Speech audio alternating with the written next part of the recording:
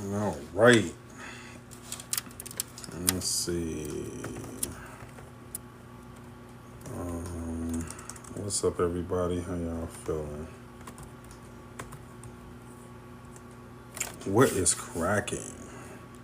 I'm trying to get everybody in the building. Let me see. Where's everybody at? What's going on? To everybody that's joining right now. I'm trying to let everybody know that we live right now. Give me a second. Hold on. I'm trying to let everybody know that we are live.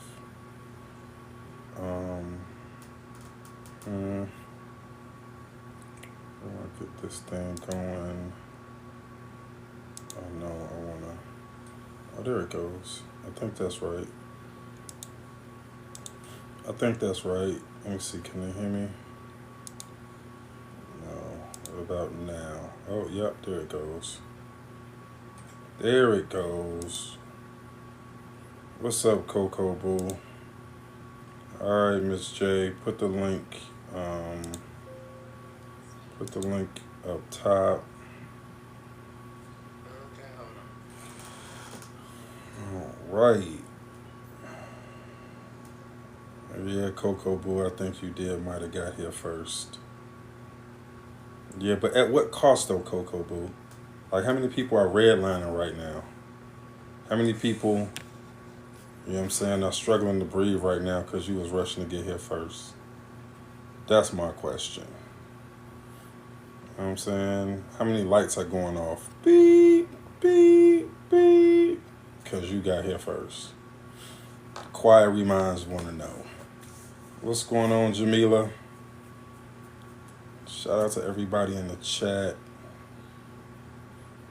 Yo, hey, ping, where the homies at? What's going on, Orion? You at work with the homies? I know you at work.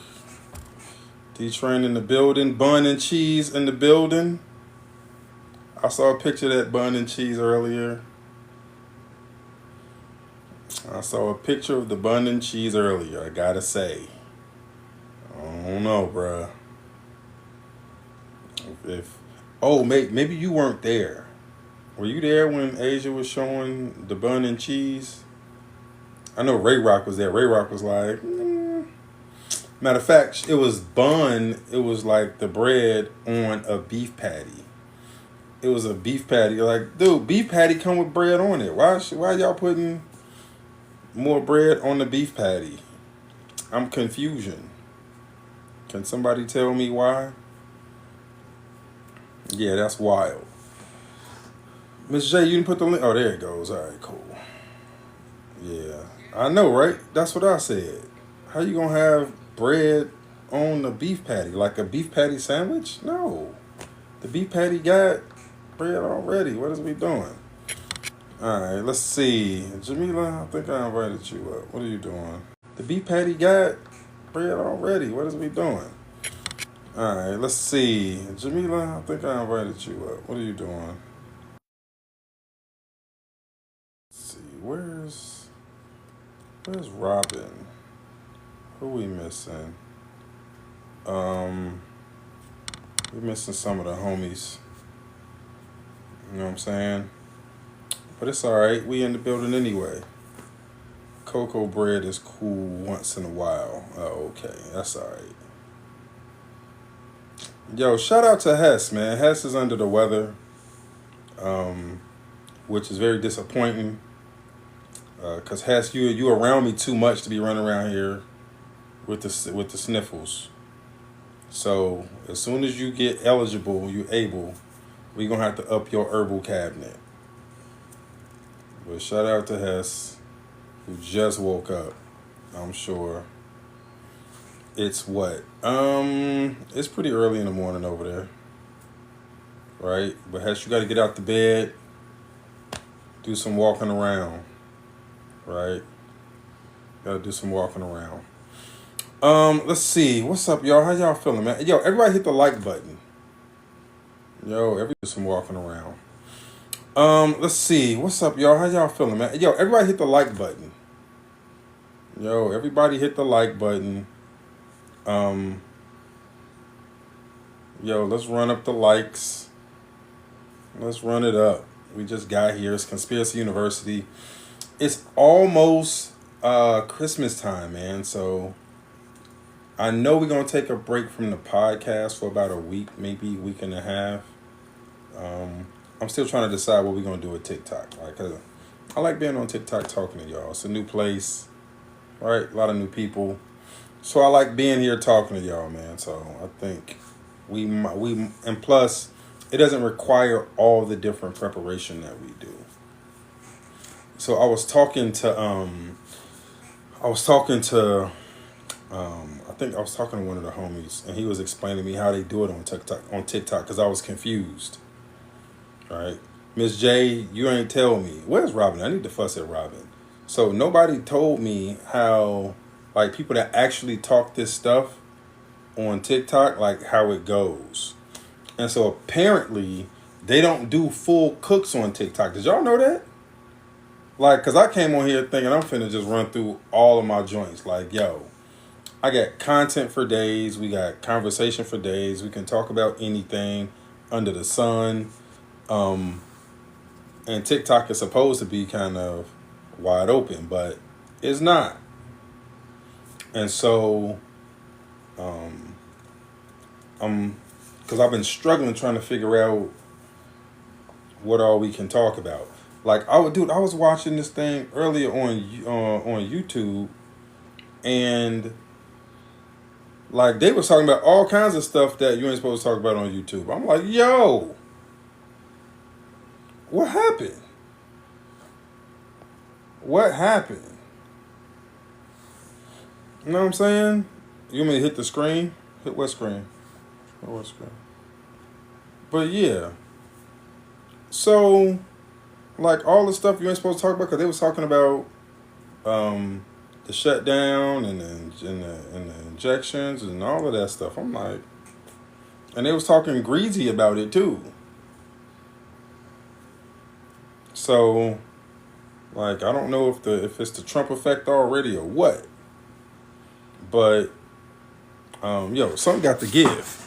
But I was talking to my man, and he was saying that TikTok isn't the place where you can just talk about everything like that, which I thought it was. I don't know. I thought this is where you come, you can just say whatever, and you know, even though my my TikToks get taken down and I get shadow banned, whether it's flat Earth related, the day after September 10th related, you know, like I've been putting up stuff and like they'll get shadow banned to the point where I'm thinking about just creating a whole new page.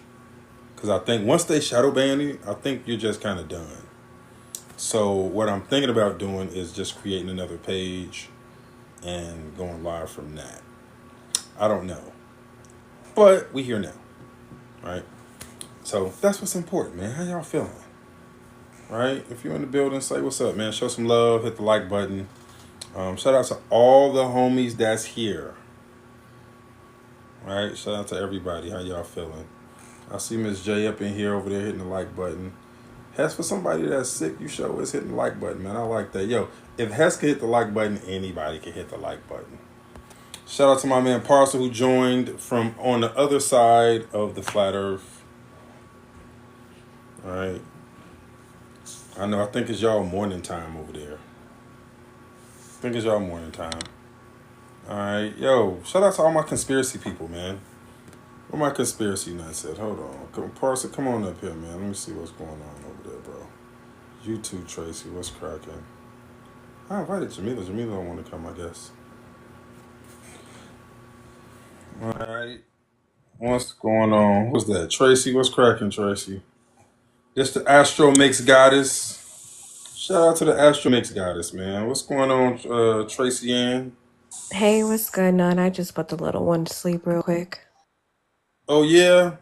Hey, Shout out to the little fella, man. So we went to lunch the other day, and and I had to bring out my magic trick chops for Tracy's little one. So we was out at lunch, and he had $20, and I made his $20 disappear. It was amazing. He had never seen nothing like it. Never, he had never seen anything like it. I made a whole $20 disappear right in front of his face. You know what I'm saying? So, yo, shout out to the little fella. You know what I mean? What's going on, Jamila? Hey, can you hear me? I hear you now. Okay. Oh, there you go. Because I'm still getting used to it. I don't know how to turn my camera on. Well, I don't think you can. You can't cam up. Okay. Yeah, you got to have a certain number of followers to cam up. Oh, okay. I hear you. Well, No I'm here. worries. I'm sexy enough for everybody. Don't worry. No, don't start with us. Won't be nothing. What's going on, Jamila Park? How you feeling? Don't get to these conspiracies. What we talking about today? Come on now. What we talking You know about? what?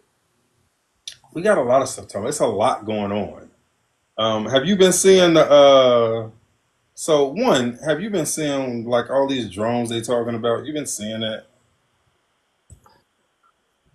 Really seen it. My daughter actually brought it to my attention. Uh-huh. What you think?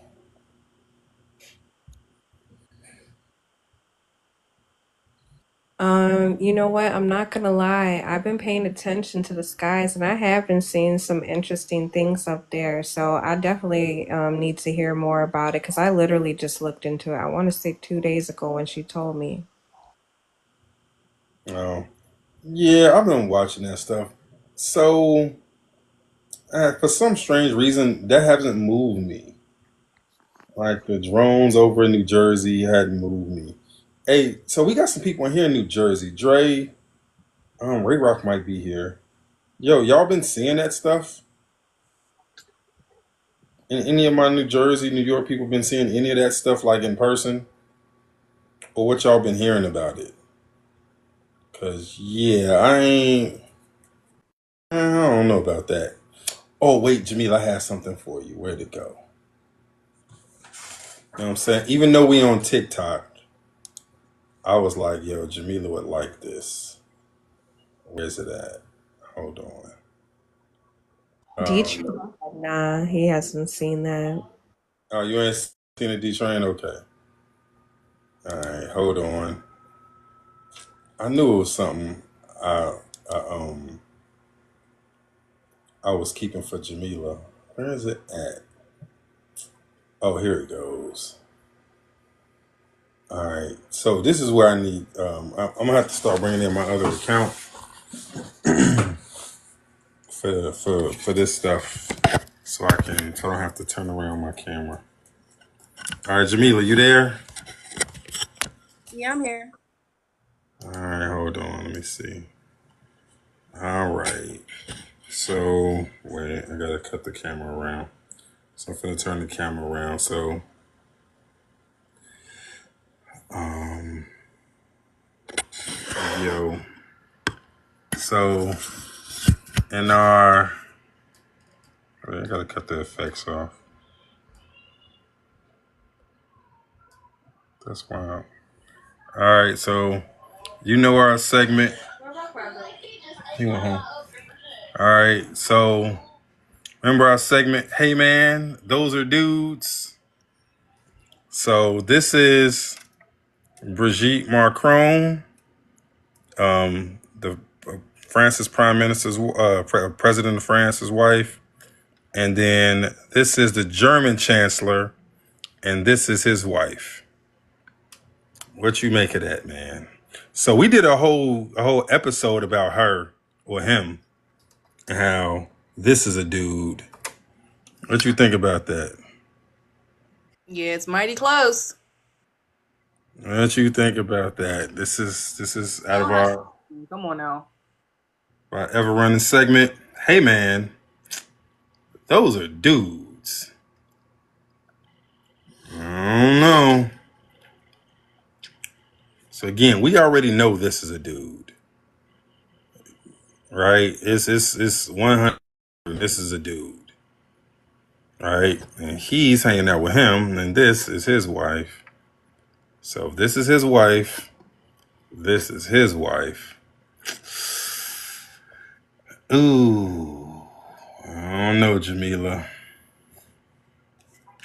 This might fit the bill right here. You know what I'm saying? It had me thinking, hey man, that's a dude. So yeah, man.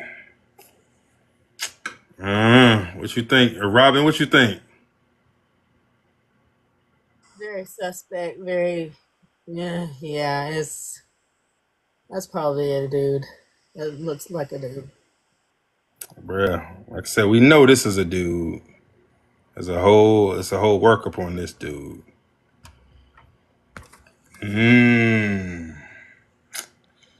Hey man, that's a dude. So yeah, Jamila, I knew that'd be right up your alley.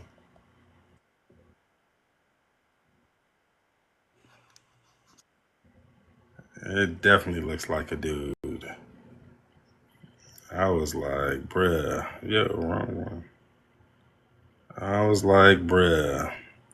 So yeah, man.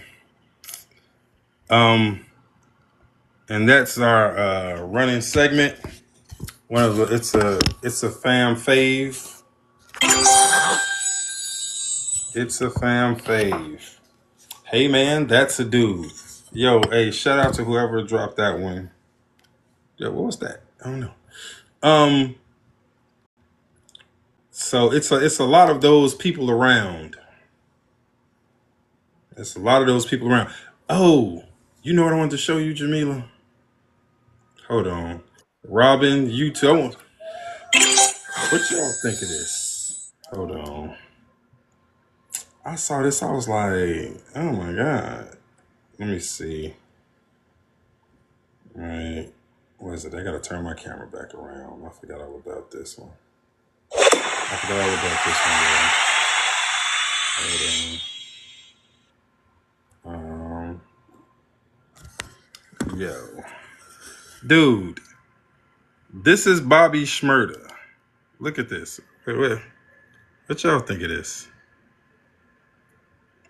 This is his homeboy scaring them they playing on the streets. What? Suspect? What's he supposed to be doing? So he's pretending to sneak up on him. Look how this dude is dancing. See how he did that with his feet? Like he. Bro, look at this. Look how he's holding this drink. Bruh. Uh, Bruh. I don't know, Jamila. What you make of that? Dance battle? No. He's pretending to run away. Being acting something else? Like, Man, that don't sound like it. I'm looking at the way this dude is moving. First of all, look at the switch on this cat. He's switching right now. That's a switch. Even before,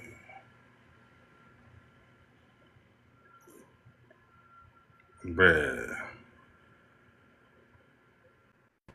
I don't know.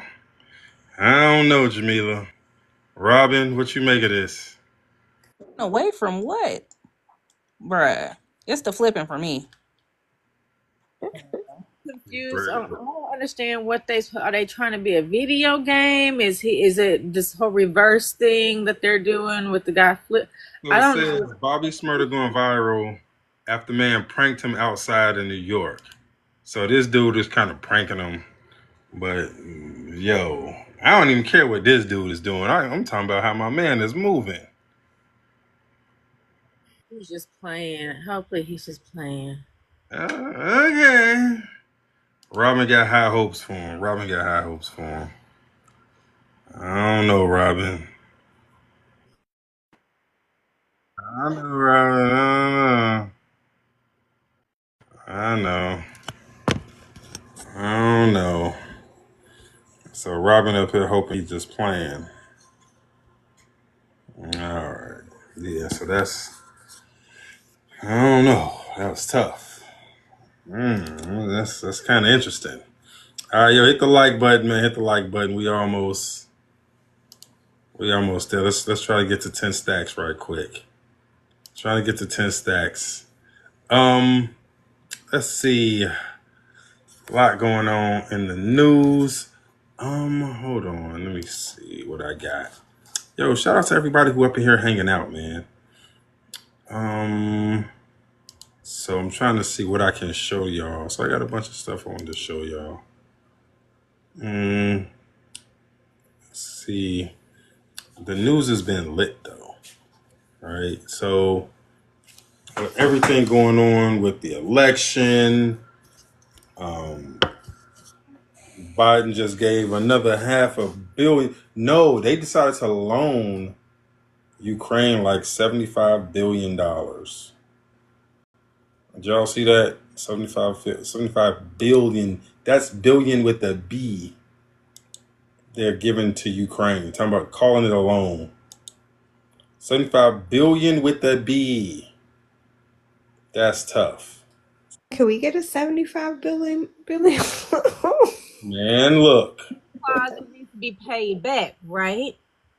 So again, it can be given as a loan, but remember, loans can be forgiven. Right? Like it ain't nothing to forgive loans. Hey, made it rain. I saw you, Hess. Bag. Shout out to Hessa, Money man. gun. The money gun. Yeah, so loans can be forgiven.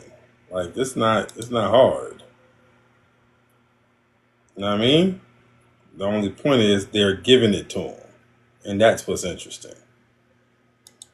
So, ooh, yeah, 75 billion with the B.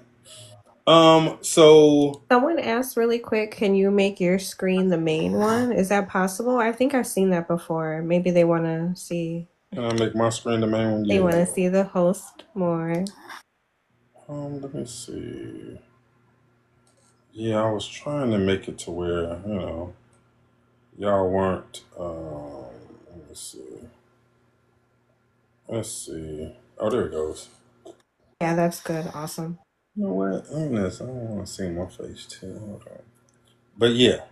Um, yes. 75 billion or 60 billion, it's something like that. It's something outrageous. Right?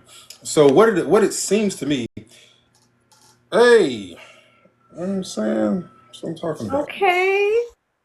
You know what I'm saying? It seemed to me, I'm paying attention. Like, shout out to everybody that's paying attention to the news. What it appears is going on is um, they're trying to gear up to cause for a conflict as soon as Trump comes in office.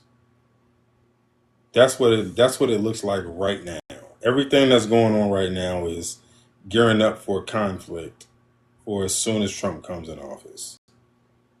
Right? So we were I think we talked about this on last week with the Syria, right? So the Syrian change of government was a coup.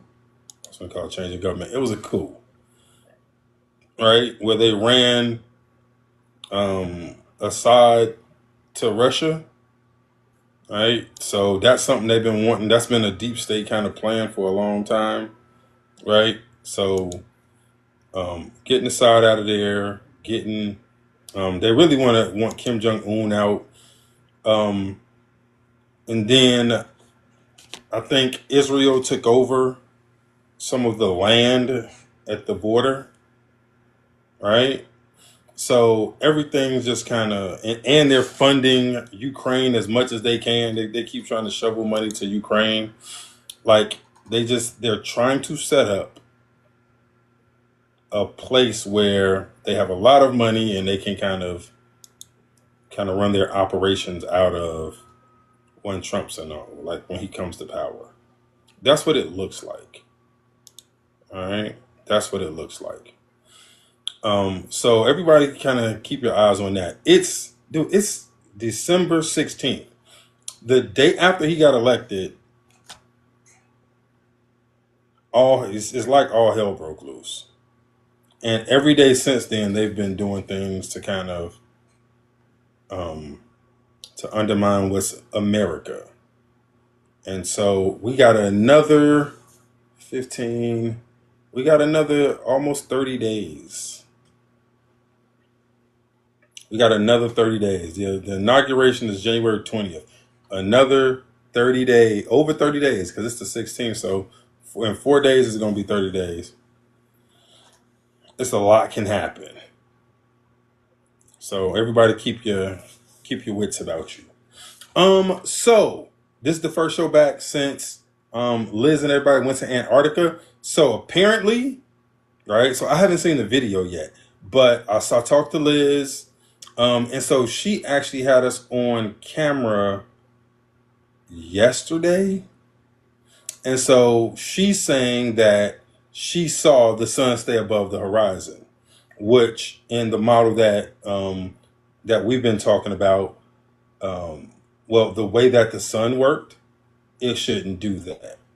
And so I've been looking at a lot of different people play with different kind of flat earth models, right? To accommodate for ways that you could have, you could see a visual kind of representation. So Jamal showed me this one a little while ago. I'm gonna show y'all the one that Jamal just kind of showed me, which I thought was interesting to say the least.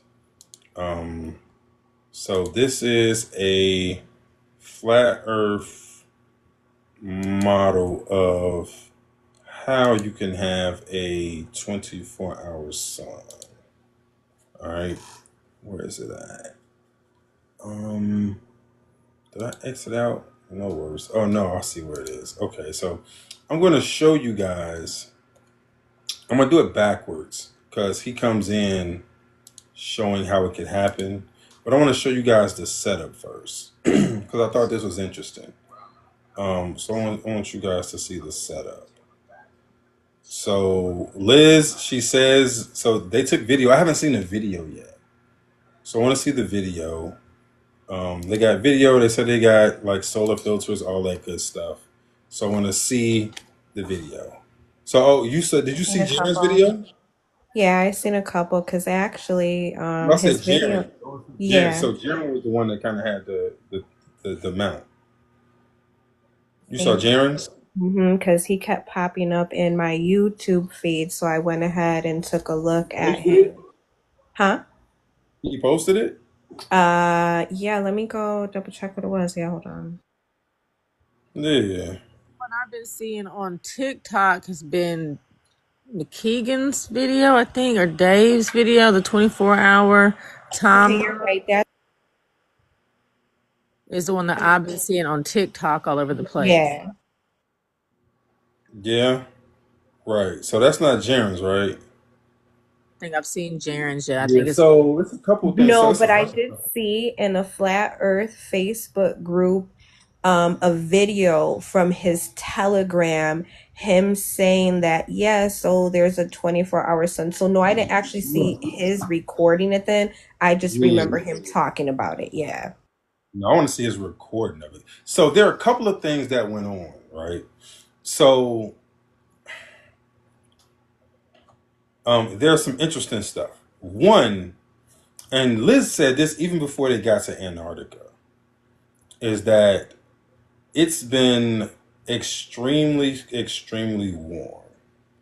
So when we were talking to her, she was saying that the temperature was like in the teens. Like it's in the teens in Chicago, right? And so apparently they're in like it's been like a heat wave down there to the point where people walk around in like hoodies and t-shirts, right? So to me, that's interesting. So you got them down there in the middle of a heat wave, right? So they're down in Antarctica. They're in the middle of a heat wave. So before they left Chile, like um, Chile was super cloudy, so they couldn't get any good observations in Chile. So they were supposed to be getting some angular size observations. They're supposed to be doing a number of things. All right, so hopefully they got a chance to do it, and their trip is getting cut short. So they're coming back tomorrow. So they were supposed to be there for I think 4 or 5 days, and so they're coming back tomorrow. Let me see, it's 10 now. So in a few hours they're leaving there. So effectively they were only down there for. They got there, they did the observation, and then it's like, all right, the observation wrapped up today, and so they're coming back like soon, right? What were you saying, Robin? Too hot to be winter. Yeah, no, I was just saying it was like 77 to 79 today in Houston and way too hot to be quote unquote winter out here. Right, It's hot. It's like summertime hot. right. So you know what? It's kind of hot. It's so I think it was like 50 here, right? It was 50 here. So they were having like she was in Antarctica having temperatures that we would have here. So I think she said it was like 17 there. It was 18 here 2 days ago. Right. So that's not Antarctica type weather, but all right. So that and then so I want to see Jaren's video, and I'm waiting to see some of the other kind of filtered sun videos as well. All right. So I'm really interested in what that looks like. What'd you say, Trace? So what could that mean? So I don't know. Right, I have some ideas. I have some thoughts, but again, I want to see kind of what's going on. In the meantime, there have been a few people who have been talking about um, how could you model their observation kind of in the flat Earth cosmology, right? So even before they went, there are a few people who have been talking about. Actually, there's a few people been talking about it for a long time. So it's not nothing new. But because we hadn't seen any credible footage of it, then like I dismissed it, and I think a lot of other people kind of dismissed it as well. And so now people are like, well, shit, we have credible footage that it is possibly there, and so how can you model that? How can you model a 24-hour sun um, on like in a closed system flat Earth, right? So I wanted to look at this video that I'm looking at, or that Jamal has showed me.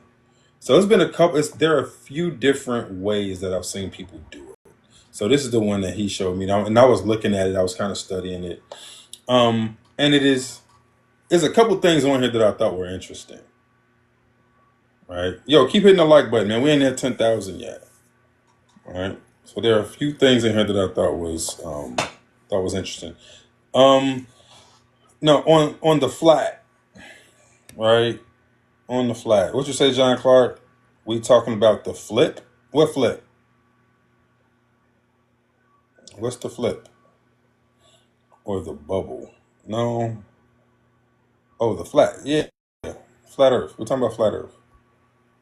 All right. So we're talking about, yo, um how do you get a 24-hour sun on the flat Earth? And so there have been people who have kind of who've been trying to model it, right? Yeah. So, all right, cool. So let me see if I can show you guys this. So I'm looking at it, and So it's been a couple. So one of them had. So I think this was from the gentleman Tomb of Illumination on YouTube, and I think his model had like the firmament coming down in the middle. Right. I'm like, I don't know about that one. Right. That's a right. This one Bundt- though, I'm looking at. Huh? That's the bundt cake one. Yeah. Okay, Yeah. Did you see it? saw the bundt cake. What do you think? I mean, it has some things to take into consideration. I definitely wouldn't just throw the whole thing out with the, throw the whole baby out with the bathwater. But I think there are some things that we could take into consideration, or at least look at and see what how it all plays into everything. I don't think it's total. I don't think it's just trash. No. Right. Okay. Did you see the one that Jamal had pinned up top? Like a little while ago. I wasn't in the room today, Oh. so Okay. in today, no, I didn't see it. All right. Cool. Oh, wait. Hold on, real quick, guys. Hey, yo, check it out. Conspiracy University.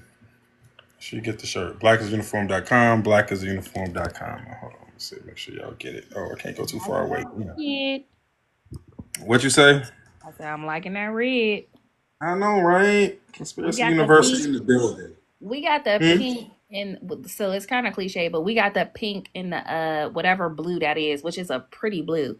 Let me tell you about that blue, baby. Okay, it's So beautiful. shout out. Hey, remember Conspiracy University at blackisuniform.com. All right. So in a minute, I'm a connect it to here, but they give me like they don't try to make it easy for you to connect your store to your TikTok account. They just don't make it easy. But I'm working on it. All right. So here, let me show y'all what this looks like. So this gentleman, what's the name of his channel? I want to shout him out. Joseph Hainvey. Yeah, Joseph Hainvey. Hey, yo, Merry Christmas. That's what I'm talking about. See? Hey, did I tell y'all this is my, like, I like Christmas music? So, yo, I'll take every Christmas tree you got. You know what I'm saying? Every time you send that, I'm gonna do the intro to the Temptations. It was the night before Christmas, and all through the house, not a creature was stirring, not even a mouse. Yeah. You know what I'm saying? In my mind. Saying that's what I'm gonna say. Every time I see the Christmas tree, I'm gonna hit you with the in my mind. All right, let's see. Here, let me see if the uh the Devin Haney. So Joseph Hainvey. This is his model of what the Earth could be, right? So taking into account the 24-hour sun, and when I saw it, so when I heard about it, I was like, here we go. But I saw it and I was like,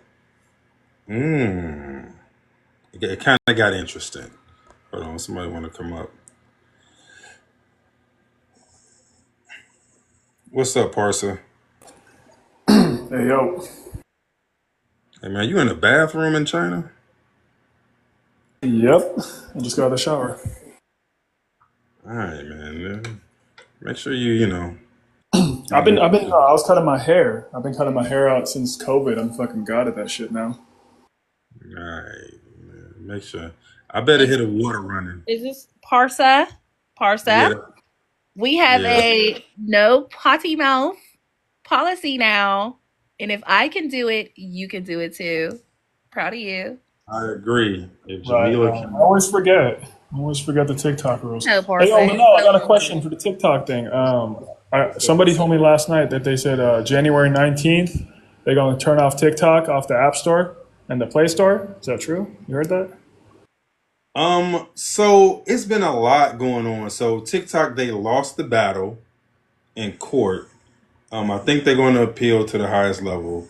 So remember, Trump started this. He started the ban TikTok thing, but I think he's come around, and I don't think he wants to ban TikTok anymore. And so I just think they're going to try to modify the rules of how they operate. If I had to take a guess, I would say TikTok isn't going anywhere because then you would give power back to the places that we just came from, which is Facebook and Instagram and all the other captured apps that kicked Trump off of them.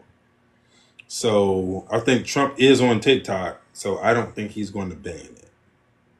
I think they're just going to tinker with how it operates in America. That's if I had to take a guess. All right. Are you saying that the Chinese gonna play ball with American policymakers to level out the app or get it restricted or whatnot? And I mean, as far as I know, they're not backing down. So that's the problem. They're not backing down from. Dude, I think TikTok makes too much money in America. Well, yeah, For but the data. So what they want them to do is make an American company or sell TikTok, the American I subsidiary, know. to America, Yeah. and that's what I'm saying. They're not going back down. So I because don't think so. I think Trump's gonna work it out. I think so too, but I think there will be a time when it comes off the App Store. It might be like a week or two before he gets in Maybe. and reverses it. Yeah. Yeah, I can see that. Yeah, I can see it. So, um, yeah, it'll be brief. I think Trump will figure it out. I'm not mad at that. Um, all right, y'all. Y'all ready? We almost are we at 10,000 likes yet? Hold on, my app hasn't refreshed. Are we at 10,000 likes? Yeah, we're almost there. Keep tapping. We're almost there. All right, hey yo. As soon as we hit that 10K, we can go ahead and I can show y'all this thing. Where we at? We are at. We got 8.1. Is that 8.1 likes? I see right there. Oh yeah. All right, yo. 9.0 for me. Oh, there we go. It's 9.0. All right, yo. We almost at 10,000, man. Go ahead, hit this 10,000 so we can look at what somebody's a new version of how the sky works. So remember, so I want everybody to remember this. And I said it like we've been saying this for a long time. We've been saying this since before the final experiment, quote unquote, TFE, right? We've been saying this before. We already know that the earth is flat. That's not even a question. This is that it hasn't been a question for me in years. We already know that the earth is flat, right? So the only question that we're modeling or we're tinkering with is how does the sky work?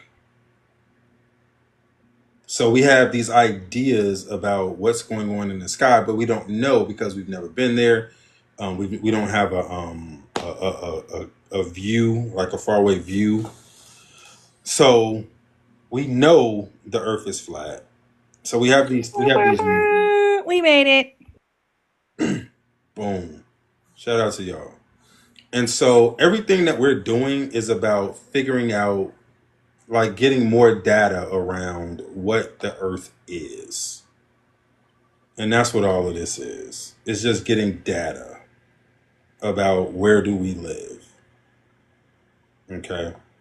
And so no sky observation can change the fact that the ground doesn't curve. No matter what you see in the sky, there's nothing that can tell you that the ground is curving in the sky. The only thing that can tell you that the ground is curving is measuring the ground and measuring a curve. So let's be very clear about that. So I know a lot of people, like they've been very kind of uptight and tense about the whole TFE thing, right? Because they know, I'm not even gonna say they think, they know that every year, every couple of years, just like this, there's a big push to bury the flat earth conversation. And they're always coming up with psyops to try to discredit what we do, to try to bury our talking points and things of that nature. So I understand why people were so just kind of on edge, right, about what was going to happen, and I get it. But what's important to remember is that the sky cannot tell you what the ground is doing, and you got to remember that. And so, as long as we remember that, then I don't care what they point out in the sky. Now it's just about, all right, so we may have more information. Let's figure out exactly how the sky works. Because I think it's interesting. Like, out of all the stuff we do, I spend a lot of time pontificating on what the stars could be. Yo, why is it that, um, like we was on a cruise in what was it, October? And I just knew when we were out on the water, I was gonna see buku stars. I was just like, oh wow, I can't wait. We're gonna get out here in the middle of nowhere, no light pollution nowhere, and it's gonna be stars for days. I'm gonna tell y'all, dude, I saw little to no stars most of the time. Every now and again I saw a few, but I didn't see a lot of stars. And that was perplexing. I was confusion. I'm like, yo, where are all the stars at? So um it's odd. Like we was in the middle of nowhere. No stars to be. I saw the moon. I saw the moon a lot, but I didn't see a lot of stars. All right. So and when you like when I go up in airplanes, I don't see a lot of stars. So the sky is mysterious as I don't know what.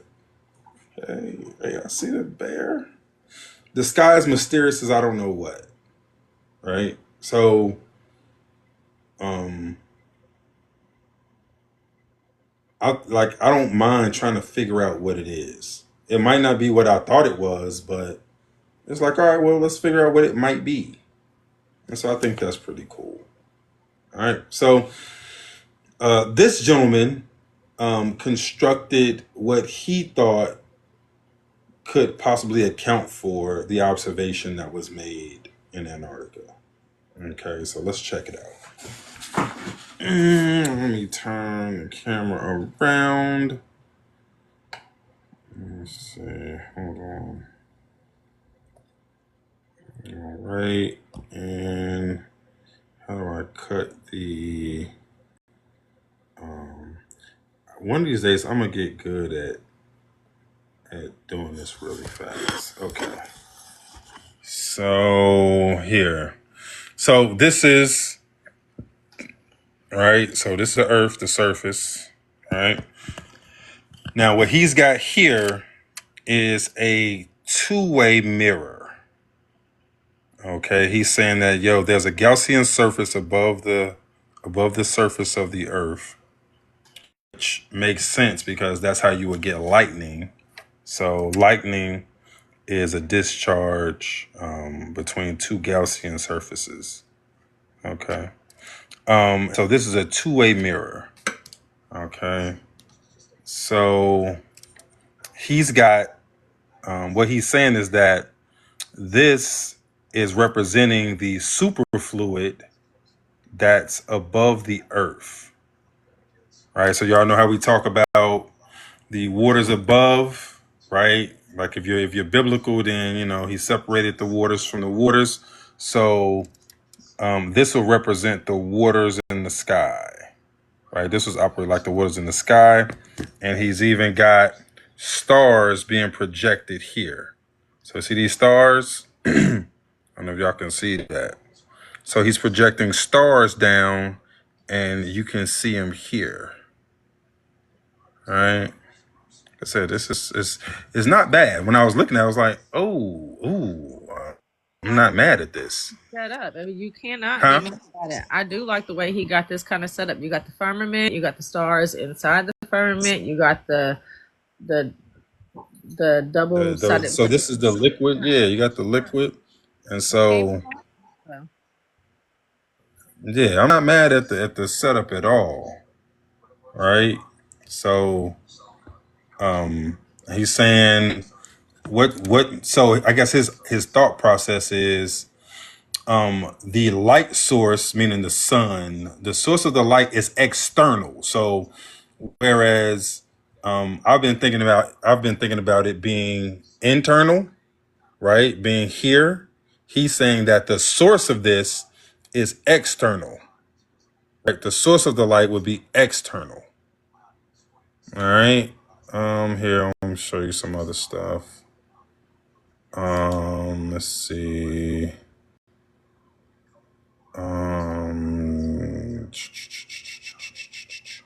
Give me a second. Oh yeah. So he's got, see this? So this is a reflection of, so the lights are above, but they're being projected down onto the firmament, right?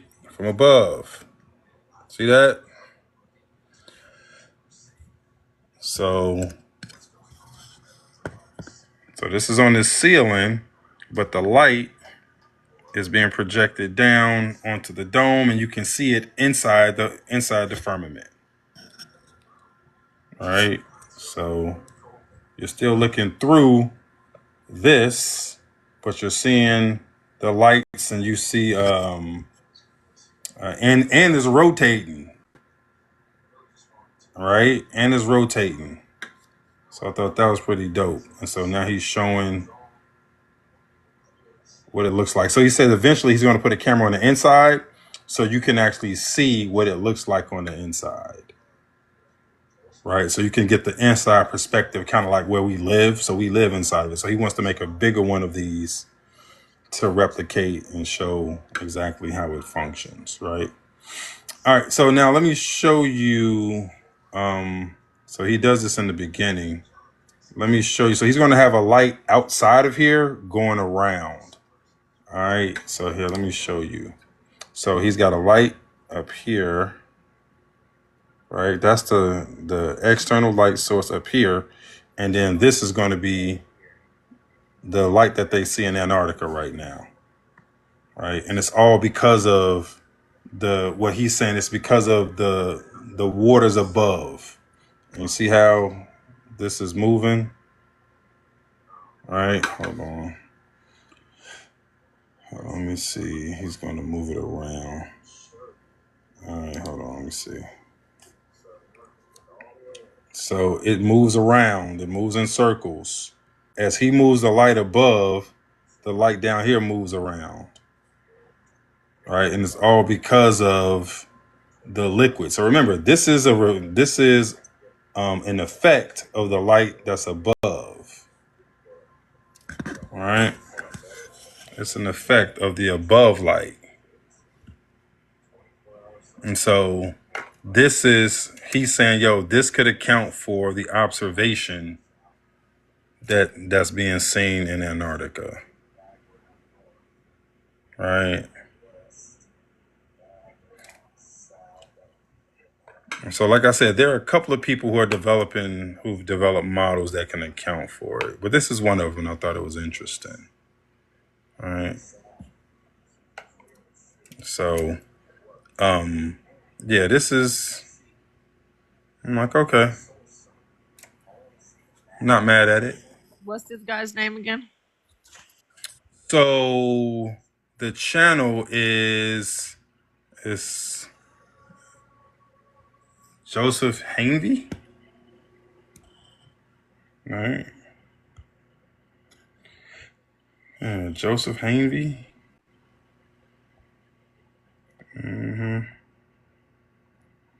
So I said the flat Earth community is amazing. You know what I'm saying? It's like, well, you know what? As soon as we find some information, instead of crying about it, We get right to work. Like, you know what? We got more information now. Now we can see exactly what's going on. Oh, Liz is here. What's going on, Liz? Is Liz here? Hurry up. There she go. Let's see where Liz at.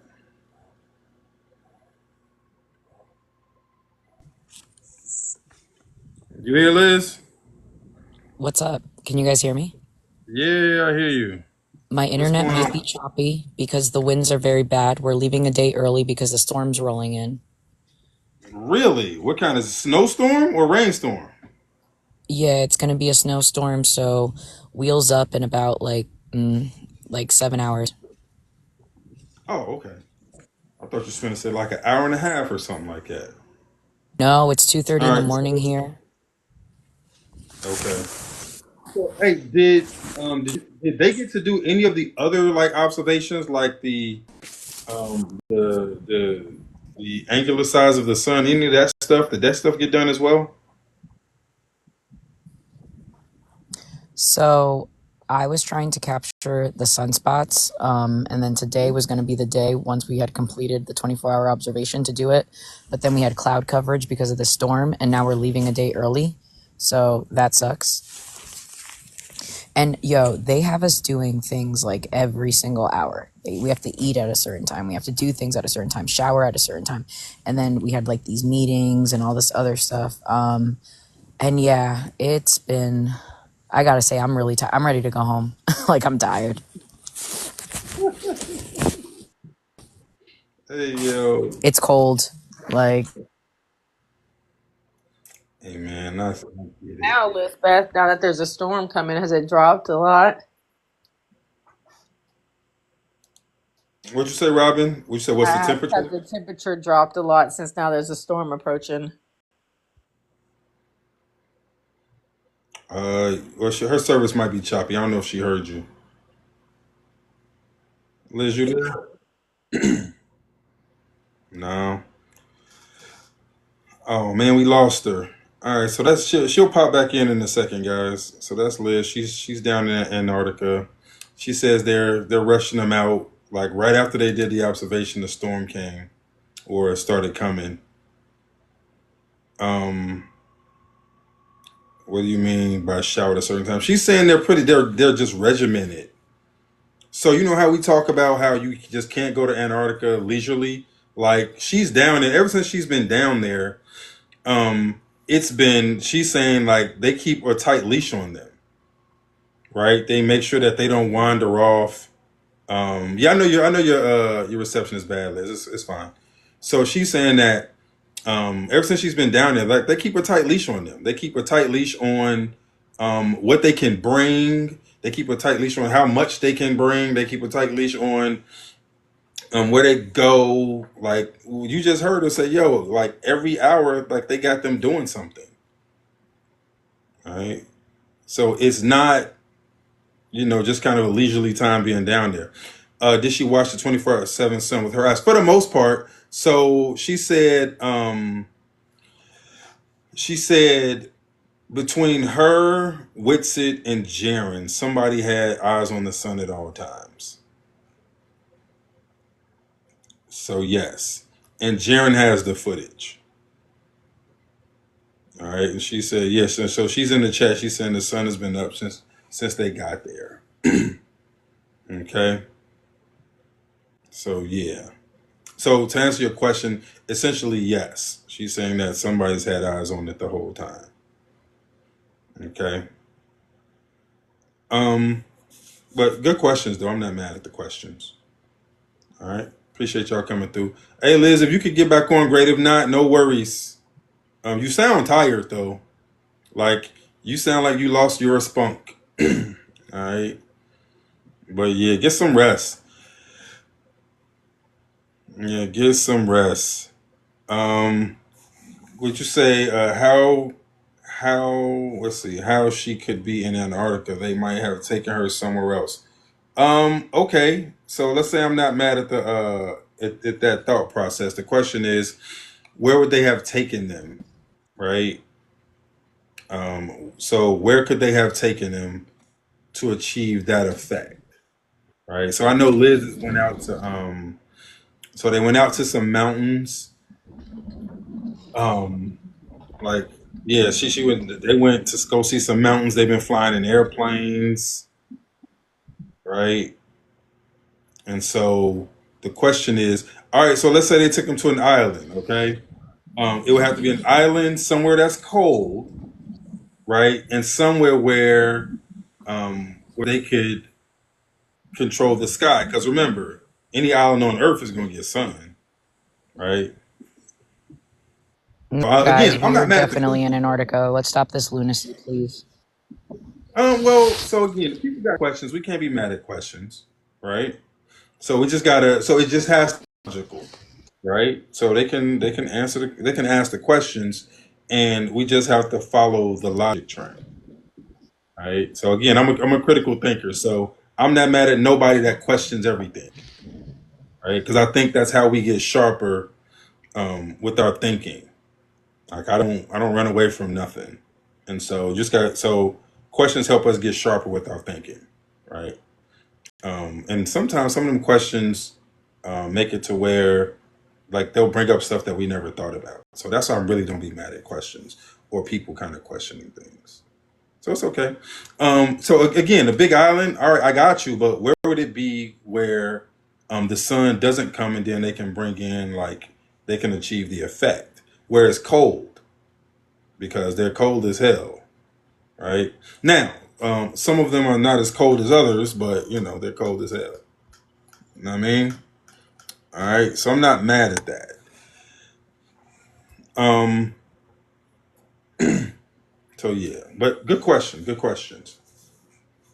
I Hey, mean, how's it going? what's going on? Who is that? Antonio? That's me. I was What's going sent on, man? alive by Gumbo. Oh, Antonio is somebody Uh, from one of the other groups that, and I was like, no, you need to come hear us and check us out. So I sent Antonio over here. Says, yeah, he had a Oh, bad what's experience. going on, Antonio? How you feel, bro?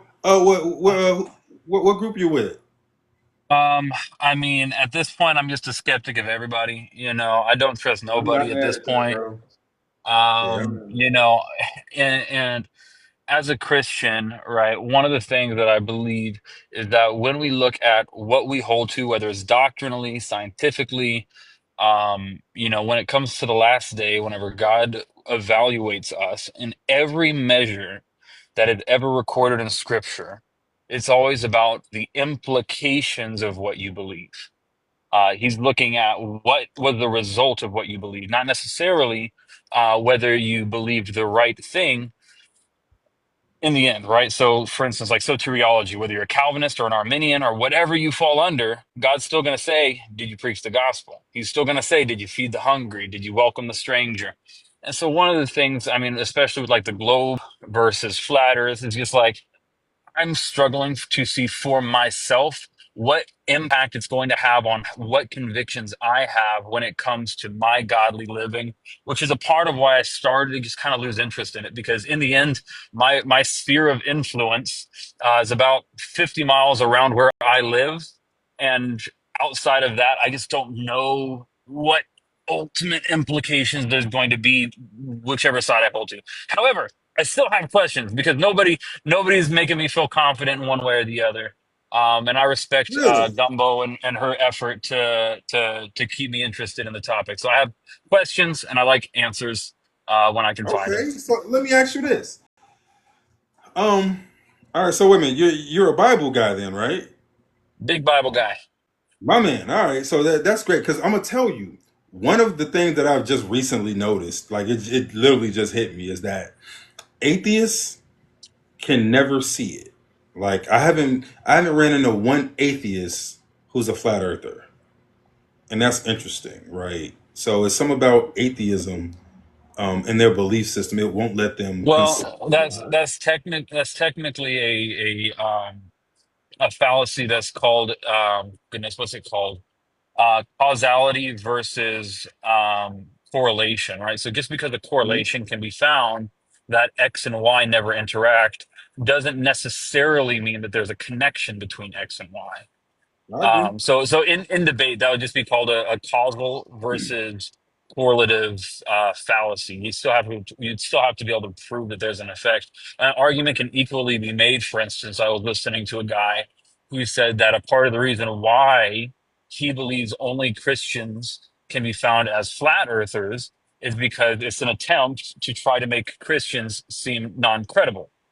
So again, in the end, I don't care. I want to know the truth, No, I right? got you. Uh, Well, now that's um, odd because one of my homies in the chat is a Muslim and she's a flat earther, and it's a bunch of Muslim flat earthers that we sure. hang out I with. guess maybe not Christians so much as theists, right? Right. Um, so there are those that would say that flat Earth is a pointed attempt to try and discredit theists.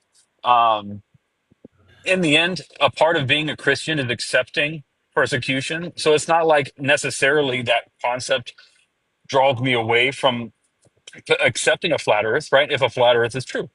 Right. No, I get you. So to me, that's a moot point. I just don't know that there's going to be any kind of persuasion in the idea of, oh, I've never come across an atheist flat earther. Like, No, no, yeah, no, no. that That wasn't meant as persuasion. I was literally just okay, musing because it was something that came across my head. Like that had nothing to do with me persuading you in any. okay, coolio. So So so yeah, my first question, because whenever I was on the panel that Gumbo was there, whenever I asked this, I actually ended up causing a bit of a internal feud. So I guess question one: we see the moon as a circle. Do you think that it is a sphere or that it is also a disk of some kind? all right. So do me a favor. So I'll answer that question, but can we start at the Okay. beginning first? Can we start like generally when I have this discussion, I like to approach it from a logical place, right? Okay.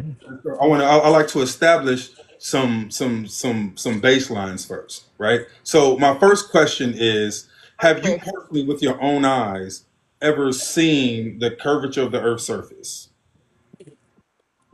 No, no. Me neither, Yeah, right? yeah. So I can agree with that. So we So have a shared experience, right?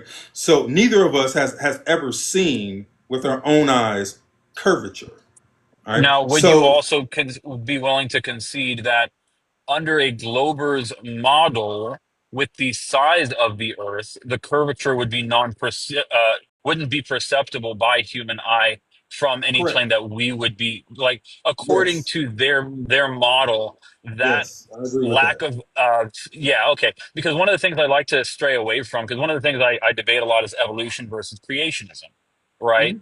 And one of the things that I remind people is that just because evidence is found does not tell us what it is evidence of. So, for No. instance, whenever people look at the layers of the earth, well, the layers of the earth definitely exist and they're definitely evidence of something. But the question is it evidence of millions of years or of a worldwide flood? Right. So you get to choose which model you try to point that evidence towards. I would say that when we look at the layers of the earth, what you see is not an evolutionary process, but a track record of in the flood, a creature's ability to flee the flood. You with the creatures at the bottom of the ocean being covered in mud first, all the way up to the creatures that can run away. So I say there is evidence. You say that that is evidence for this. I say this is evidence for that. Just because there is Um. evidence, it doesn't tell us So, what it is evidence of. well, if I haven't even gotten there yet. I think No, I know. that's I was just setting yeah. that as a I think premise. that's, yeah, yeah, that's fine. So I agree that in their model, it's too big for us to see a curve. I agree with that. Look, I don't Okay, have a cool. problem with that. Yeah.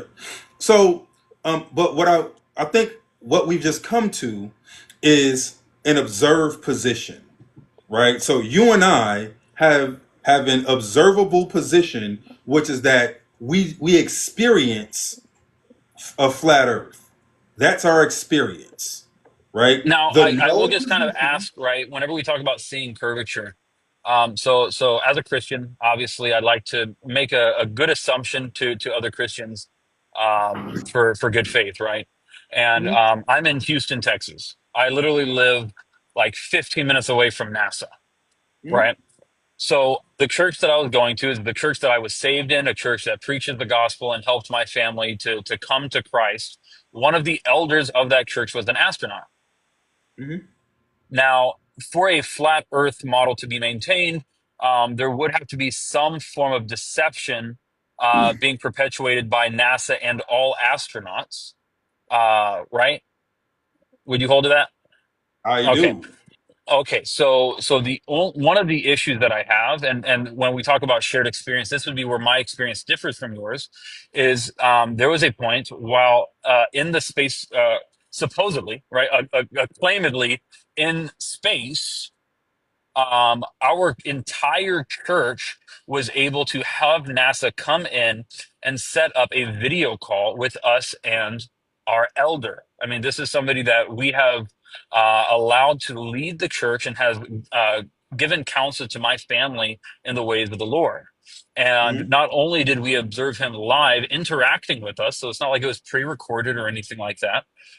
Live interacting with us, where we would tell him, "Hey, do this or that, since there's no gravity or no, the gravity is not being maintained where you are." And he was able to interact with our requests to utilize the lack of gravity in space. And while he led a Bible study, we saw Earth, or at least supposedly, we saw Earth in the background through a Mhm. window, right? Okay. So when it comes to that shared experience, and you asked if I've ever seen the curvature of the Earth, I do count that as an experience where I do want to give some form of weight to it, because again, I Okay. have to admit that it was not pre-recorded, Mhm. because he interacted with us live, and I witnessed Right. some of the things that most people would claim are falsified, at least happening in some form or another in an interactive form. I got you. All right. So, the way that I like to have conversations, especially like around this, right, is I'm really scientific in the way that I approach it, right? Because Okay. I think that's it gets us the furthest, right? And so Okay. I'm like I respect people's personal like testimonials, um, and Sure. so I think we'll get the furthest in conversations if we follow the science, Okay, right? and the only reason I mentioned it is because the initial premise was shared experience, right? And so, since Mhm. that was the first premise that was brought, I figured Yeah, that that was a significant enough experience that would disqualify us from saying, "Oh, well, both of us have never experienced the curvature of the Earth." Even if it's falsified, or you want to claim that it's falsified, I did see something there, that would lead me to say that I did, in correct. some form, experience the curvature of the I Earth. got you. I got you. So Got you. we Okay, can deal with that. I'm not like we'll deal with that, right? But let's sure. establish first the no position that you and I hold is that flatness, right? That's the no position, right? We see Sure. flat, we experience stationary, right? So Right. that the observed position is flat and stationary, and so the where I come from it, right, from a scientific standpoint, is if you want to convince me that something other than my experience is true, you must provide scientific evidence. Get me? And For sure. so now we have two camps. Science, right? The definition of science. Have you ever read the definition of science? Are you talking about like the scientific method where it has to be observable, repeatable, Right. and testable? So, right. Yeah, yeah, yeah. So, here, let me read the definition right quick. Right. So this is, like I say, it's really simple. It's science by definition, the Hmm. systematic study of the structure and behavior of the physical and natural world through observation, experimentation, and the testing of theories against evidence obtained. Okay. Nice and simple, right? So would you say that there is any such thing as a fact that is not scientific? So if we're having a scientific discussion, um, if it's a fact, then it must pass through the scientific method. And Okay. Now, the only reason I ask is because, especially in conversations against atheists, for instance, and this is always kind of like a little mind warp for people to realize that history is not scientific, because I it can't agree. be repeated, right? So there is a way to hold factual truth that is not scientifically provable? Um, is I'm there a not way saying to say necessarily. I'm not saying that that necessarily is pertinent to the right? discussion here, but I do want to just point out that simply saying that a fact isn't scientific doesn't disqualify it from being a fact. So, if a fact is scientific in nature, then it must undergo the rigor of the scientific method, For sure. right? Go ahead. If Yeah. we're not talking about scientific facts, then history can Well, be and written. the reason why is because like we would say that the earth, the world was created by God. We are making a claim that has a scientific result, but in and of itself, God is not going to recreate everything for us to observe it. So even though we would say that God creating uh, everything is a fact with a scientific result, we would still say that that fact itself is not scientific I because would it doesn't probably meet this criteria. I would probably argue the counter. I think that creation is pretty scientific, right? Well, again, the But claim that God so, created is just one that wouldn't meet this Hold on, standard. hold on, hold on, hold on, so hold on. I have to chime in real quick. Hey, friend. Antonio. Hey, friend. Do you feel the difference between the conversation that you and Lionel are having and the Oh, 100%. okay. 100%. So This I is would this like for is you this to is sipping throw fresh away. water. This is Thank sipping you. fresh water on the beach compared to whatever that was. Thank you. So I want you to throw away the preconceived notion and throw away that other experience that you had because this is not that. Okay. In the same way you were asking questions that you were not able to get answered there, now is the place and now is the time to ask those conversations. Ask Hallelujah and praise questions and God. have that conversation. Okay. 100%. Because I feel like you're still kind of holding a grudge with what happened last time. And I understand you Oh being no, I'm impatient. just a super skeptic. Okay. Don't let yeah, that's going to be maintained in any format. I talk to Okay. my yeah, 4-year-old that's this fine. way. I don't mind skeptics, bro. I don't mind No, skeptics. we All right, so welcome the check this out. skepticism. We welcome the Sure. skepticism. All right. So All right. I kind of derailed you. Your initial premise was that we have a shared experience of being Yeah, stationary, of not witnessing curvature or motion. facts, I'm right? tracking. And so, yeah. So, now anybody that wants to make a claim that goes against what my experience is must provide scientific evidence for the claim, right? Okay. And so, I just read for you the definition of science. Now, I also would like to read for you the definition of pseudoscience. Sure. Pseudoscience is anything that claims to be scientific but is incompatible with the scientific method. Okay, so the thing that separates science from pseudoscience is the scientific method. That's the lens that governs us in this discussion. You get Okay. me? Hmm. So, when it comes to the sphericity of the Earth, right? We can measure and test the surface of the curvature. We can measure and test the surface of the Earth for curvature, right? So they give us a model, right? They give us a globe with the radius 3959 miles. They give us the radius. I mean, the circumference is 25,000 miles. Like they give us the model, and so what we do is we test the model that we're given, right? So science, all these people, NASA, everybody, they're giving us this information and they're telling us that, Hmm. yo, this is where you live. And what they're giving us is contrary to my experience. And so now we Okay. have to go and test it. And every time Now, we test it, it hmm fails. well, Like so and everything here's about the model has failed. so here's another thing, especially in a conversation like this, that I think is a good premise to set forth, right? Hmm? And I use this all the time whenever I'm debating abortion, which is the other thing that I do a lot of debate on. Whenever it comes to what a burden of proof looks like and what a failure to meet the burden of proof looks like, depending on the position you hold, it vastly changes what level of burden you have. So, for instance, if I walked you up to a mall, a big giant super mall, and I said, there is no one else here named Antonio, I would have to prove every person's name to validate my claim. However, all you would need to do is find one other person named Antonio to prove me wrong.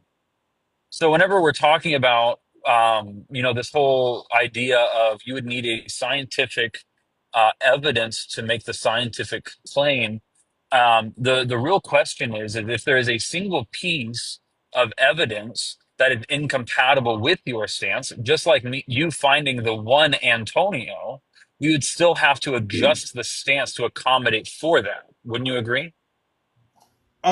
So, by and large, I don't have a problem with with what you said, right? By and large, I don't have Okay. a problem, What about right? buying small? Buying, even buying small, but buying small, Okay. I would say that the burden of proof is on the person making the positive claim, right? And Sure. so by giving us a model, or by me saying, or you saying that there's nobody else here named Antonio, that's the positive Right. claim. And Uh-huh. now the burden of proof is on whoever made the positive claim, Right. So right? imagine that situation in reverse where my positive claim is there is more than one person here named Antonio. All I have to do is have a second person to make my claim true. I don't need to prove everybody's name. That's Right. So true. there's a way That's to true. make a positive claim that puts a very difficult burden of proof and to make a positive claim that makes a very simple one. Right. So I agree. in this whole situation, right, I'm not necessarily saying, yes, the spherical global earth is objectively provable.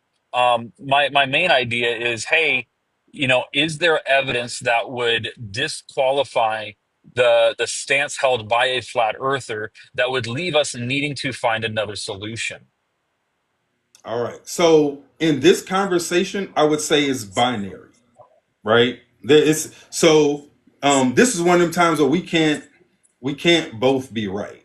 Where the heliocentric model is given to us, which violates several laws of physics, by the way, right? So remember, they're asking us to ignore several established provable laws of physics in favor of their story, which they can't substantiate.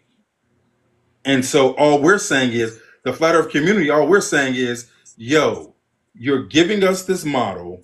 It violates several established laws of physics that we can prove exist. Do you have any scientific evidence for it? And every time Which we ask for just scientific curious, evidence, which laws of physics would you say that the first like one what would be is the make, yeah. the second law of thermodynamics. The heliocentric model is in direct violation of the second law of thermodynamics. And is the second law the one that all things tend towards chaos? Or I'm sorry, remind me So again, which one is the second? that's a part of it, but it's more about entropy, right, and the flow of a high pressure system flowing to a low pressure system, right. So Hmm. hot to cold, right. So you're not too off, right. So we have a system with a stable air pressure in the middle of a vacuum. That is in direct violation of the second law. And so if you want to make the claim that this is Hmm. correct, that's fine, but you must substantiate it with a scientific experiment, right? And I don't think that's illegal. Wouldn't the same be true of a counterclaim though? What what? Well, so for instance, when I'm talking to atheists, right, it's called the transcendental argumentation for God. It's abbreviated as TAG.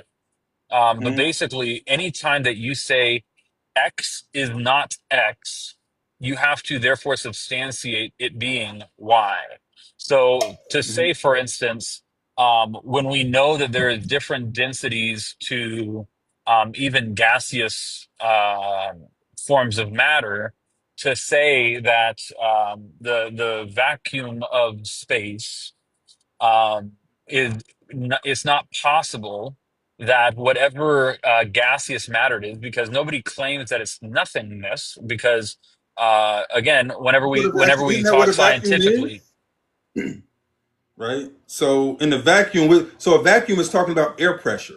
And so the claim is that the air pressure all around the planet is damn near a perfect vacuum, and that and that the Earth with this air pressure around it exists in the midst of the vacuum, and Yeah, I that would is have not to compatible with the I would be scientific method. curious. Yeah, I would be curious to see, just their source on that, right? Because obviously we don't want to mischaracterize anyone's stances, and I just have not seen like a scientific peer-reviewed resource from the Globers that would say what material constitutes space. Right. Obviously, whenever we look at like movies and things like that, we think of it as the vacuum of There's space. something called the Um, Kármán line. You ever heard of that before? I can't say I have. Yeah, so the Kármán line is technically where space starts. And so they give you a distance to it. I think it's like 75, 80 miles. It's something like that. But that's technically because where space. because I know even in the is it called the hedonistic model, right? That they do hold to a form of kind of disarray slowly happening, right? This idea that the moon is getting a little further away with each rotation is what they would say. Mhm. So they would hold to some kind of maintaining of the second law of thermodynamics, No, no, um, no. So the and so the the thing idea is that all go ahead. the pressurization, the normalization of pressure is instantaneous. So there is no slowly, molecules leaking. That's in violation. Everything they talk about with this is in violation. This is what I mean when I say, yo, these two things cannot be true for this reason, Yeah, again, right? I would just be And curious so to see what their explanation is of, because I know they're going to say obviously that gravity. like well I don't know that, right? I would want to see that because again, whenever I think of this, just in my little homeschooled brain, right? I know that plants are producing oxygen, right? So we're not talking about just a stagnant quantity of air against a vacuum. We're talking about a perpetual source of oxygen, right? And so if there's a perpetual source of oxygen, it would make sense that within a certain parameter around the surface of that source, that thing would be found. Right, so Right. it doesn't seem completely unreasonable to think that there is a layer around the Earth of oxygen that is just simply within the parameters of the production of that oxygen. Hey, so think about this. You're in Texas. Yes, sir. All right, yo, think about this. When it's July, August in Texas, right? Uh-huh. Um, and you're sitting outside, right? And it's 120 degrees in the shade, You ain't right? kidding, for sure. Right. So think about this. Imagine sitting in your car with the air conditioner on low and all the windows down. Is it gonna be cool in your car I mean, eventually. with the windows down? Oh, well, yeah. I mean, if the source of the heat is greater than the source of the relief of heat. Now, and that's another Exactly. kind of interesting. That's another kind But of that's what we interesting thing, got. right? Did you know that That's cold doesn't have a source? Isn't No, that but that's what we interesting? got, right? But So yeah. think about Anyway. that. So that's what you're talking about. You're talking about, yo, well, plants are producing oxygen. Yeah, but we're in the middle of a vacuum, right? And that's ever expanding. And space is way bigger than Earth, right? So it's constantly sucking it off the planet. We should not Hmm. have an atmosphere, Interesting. Yeah. I mean, right? I personally, yeah, I don't know that I have any immediate qualms. Like my original thought of creation science, right, is similar to that of Dr. Kent Hovind. Have you looked into him at all? He Oh, goes by say his name Dr. again. Kent, like Clark Kent Hovind. Yeah, He's a I don't think creation so. scientist. He goes by Dr. Dino now. He was an evolutionary science teacher for like 15 years and then became a Christian and spent the rest of his life debunking evolution, debunking science textbooks, and a whole bunch of other things. And the way that his model works is that if we look pre-flood in Scripture, we see a vastly different age of humans, right? We see people living to hundreds and hundreds of years old. And then after Noah, we don't. We also see a drastic difference in the amount of surface water on the earth before and after the flood, obviously for the entire earth to be flooded, right? And I agree so with that. his theory is that whenever it talks about the firmament being separated, and the waters above the earth and the waters, or the waters above and the waters below, his model would hold that there was a layer of water that surrounded the globe. And again, he would be somebody who would perpetuate a globe stance. And Hmm. he says that this layer of water provided protection from the UV rays, which is why the aging process didn't happen as quickly. And when you think about the fact that reptiles never stop growing through their age, if you had a reptile that lived to the same age length of the humans at that time, you would have lizards hundreds of years old, never stopped growing, which would explain the distinct difference in size from them then versus now.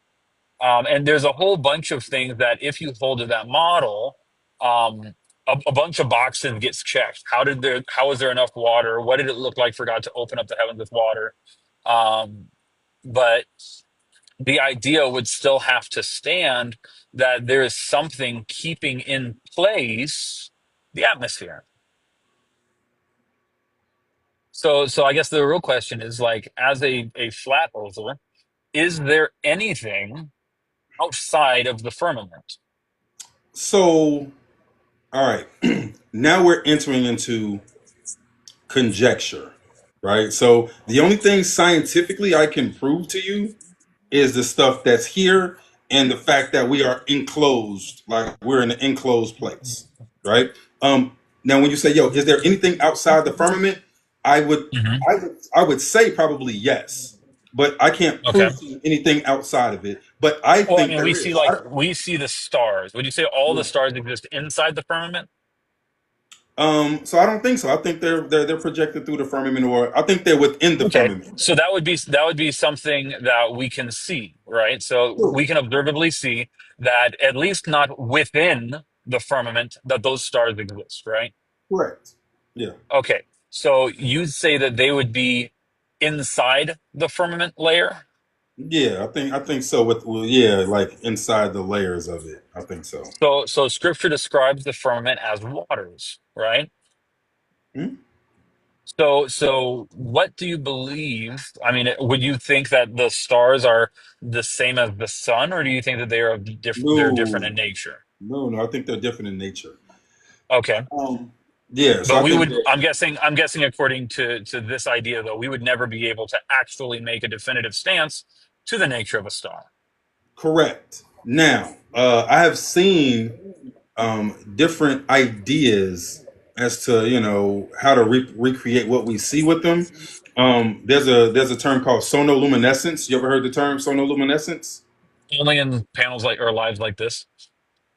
Yeah, I know, right? So, where they can create um, what appears to be a star by putting sound through a bubble in water, Okay. right?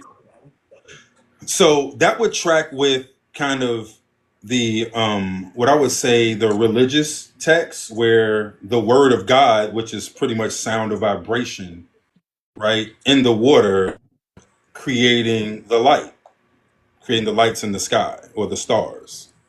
So to me, that Interesting. tracks with a creationism thought process, Okay. right? But And it's so, look at mhm. hmm? I'm Yeah, just but trying it's to looking at work it through this idea of, from a scientific lens, right? Because remember, yeah. in the Bible, it says in the beginning there was the word, and the word is just vibration. And so if you have vibration through the water, it's going to create Well, the I light. think that I think that whenever we talk about the word and we try to correlate it to vibration, that's taking a very anglicized understanding of it. Because in the original language, the word is logos. It's actually more correlated to the concept of logic than it is to like spoken word. Okay, I Because, get like, you. for instance, in John, where it says, in the beginning was the Word, and the Word was with God, and the Word was God. He was in the beginning with God. Every single time that it refers to the Word, it's this word logos. Again, it's where we get the idea of logic from.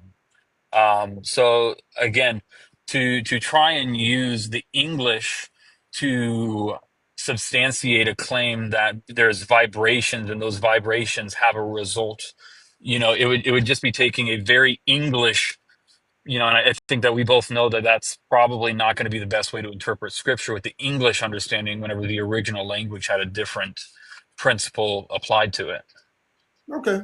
So again, I generally don't need the Bible to substantiate the things in the sky or on Earth. I'm okay. Okay.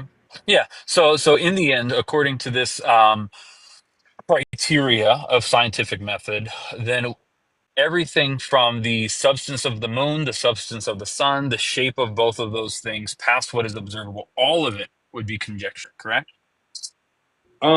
Let's see. There's no evidence that there's another face of the moon. So no one has ever seen any face of the moon other than what we see. There's no Wouldn't that evidence be that wouldn't that be counter to having a local moon though? Because there would be people on both sides of the moon's rotation over the Earth.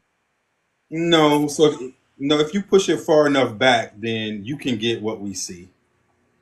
Well, that's what I'm saying though. Like, unless the moon is rotating perfectly at the edge of the disk of the Earth, then there will always be people on both sides of its rotation. So again, that's what I mean about if you push it back towards the firmament. Like if the firmament is thousands of miles back, and you push the moon back, Oh, you're talking then about like upwards, not necessarily yeah, outwards. Like, yeah, but yeah, but yeah, that's what yeah, yeah. but that's what I'm trying to say though. Like, if and this is exactly where I kind of entered the conversation on the panel that Gumbo or tried to save me from.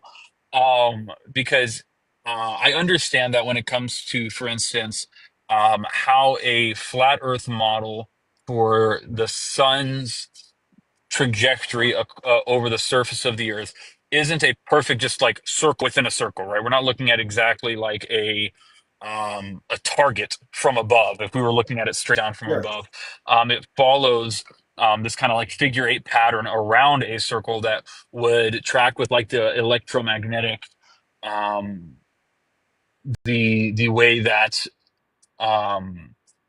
it was something No, no, along no, the no, lines of no, no, no, no, no, no, no, no, no, no, no. It goes in just circles. right, The circles get smaller and larger, but it just goes in circles. right.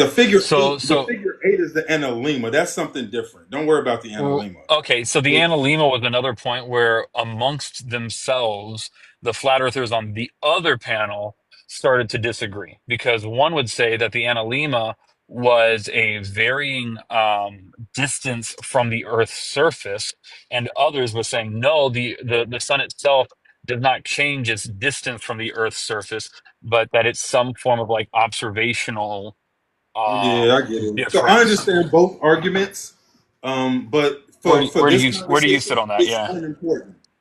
Okay. Yeah, I mean, I think the sun changes elevation Hmm. throughout the year, but I don't think it's not important.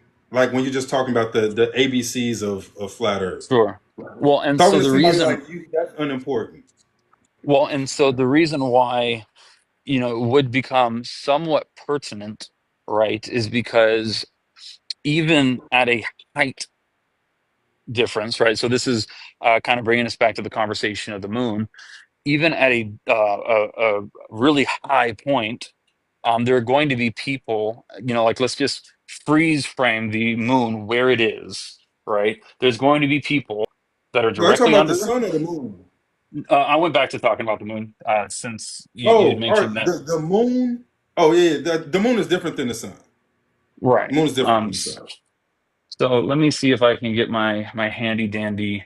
I used a few props to allow you to move me so that I can understand your model a bit better.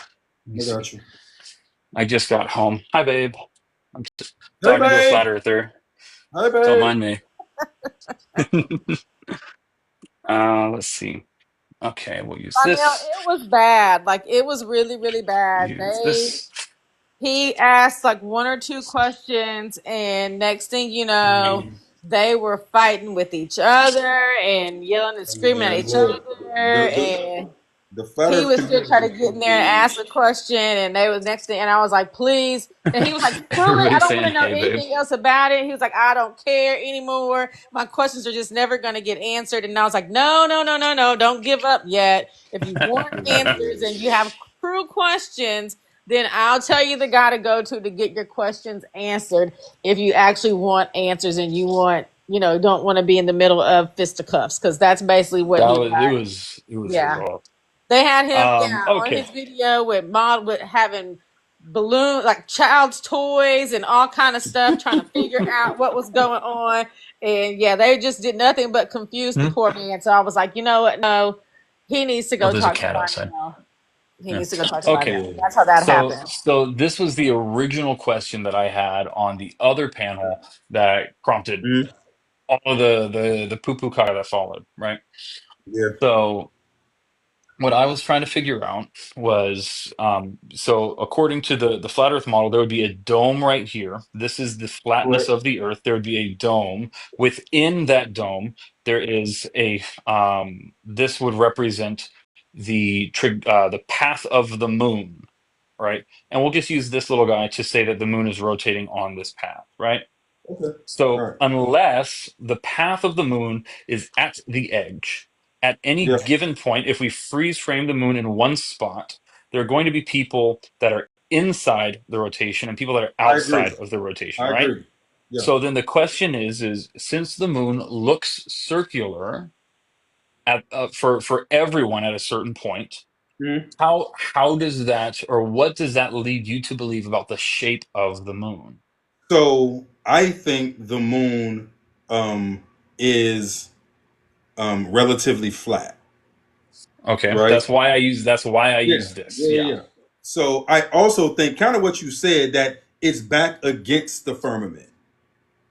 So you would hold that the moon is not rotating inside, but it's rotating more along just like the outer edge, but just up, like over Right. in the Exactly. sphere, kind of like this. Exactly. Exactly.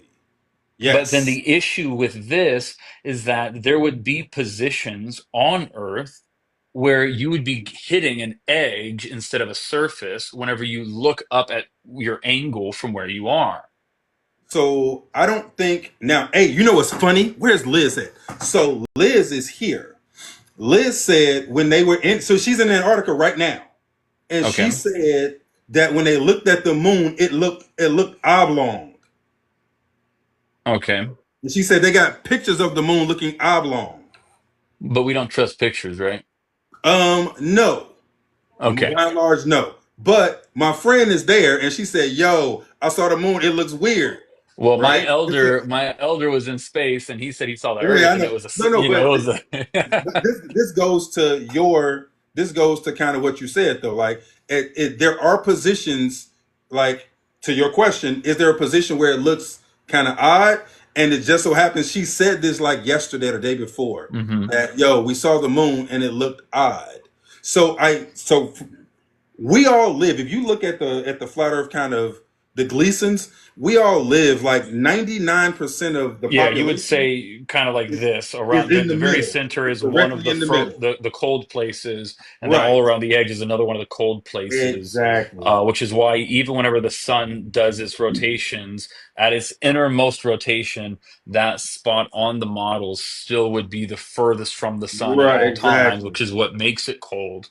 Yeah. And then the point where the rotations would be at its middle would be what on a globe would be considered the equator or the hottest Right. point, because it is Well, all the middle. also. No, no, no, no, no. So the middle, the equator. So you got the closest to the middle is the Tropic of Cancer. Mhm, The biggest circle towards the outside is the Tropic of Capricorn. The equidistance point between the two tropics is the mhm. equator. Right, that's what I was saying. It would be like this as opposed to out on this edge versus the very center. So as the sun is making its rotations, and with each rotation is either closer in or Yeah. further out, there would be a point with the distance from the center that the sun travels. That Right. is the midmost point. You would say that is on a globe what would be considered the equator. Yeah. I want to show you just so you and I are on the same page. Yeah, you sound like you got it. Um, yeah, you sound like you I got promise it. I listen whenever people talk. I promise. I know Yeah, I yeah, interrupt yeah, yeah. sometimes, but I listen. I promise. Yeah, you sound like you on point, my man. So here, just so, because I want to show you, so we can, you got it, for the most part. There was just one minor thing you said that I was like, let's clean up the language a little bit. All right, so here, Tropic of Capricorn, right? Big circle, Tropic of Hmm. Cancer, small circle, equator, red circle, the midway point between the two tropics. Right. You all right? You got me? We on the same page? Hmm. Yeah. All right. So I just wanted to make sure. And that is only reflective of the cycle of the sun. What about the cycle of the moon? How would you say that So, that works? hey, so the thing is, I think the moon actually does the same thing.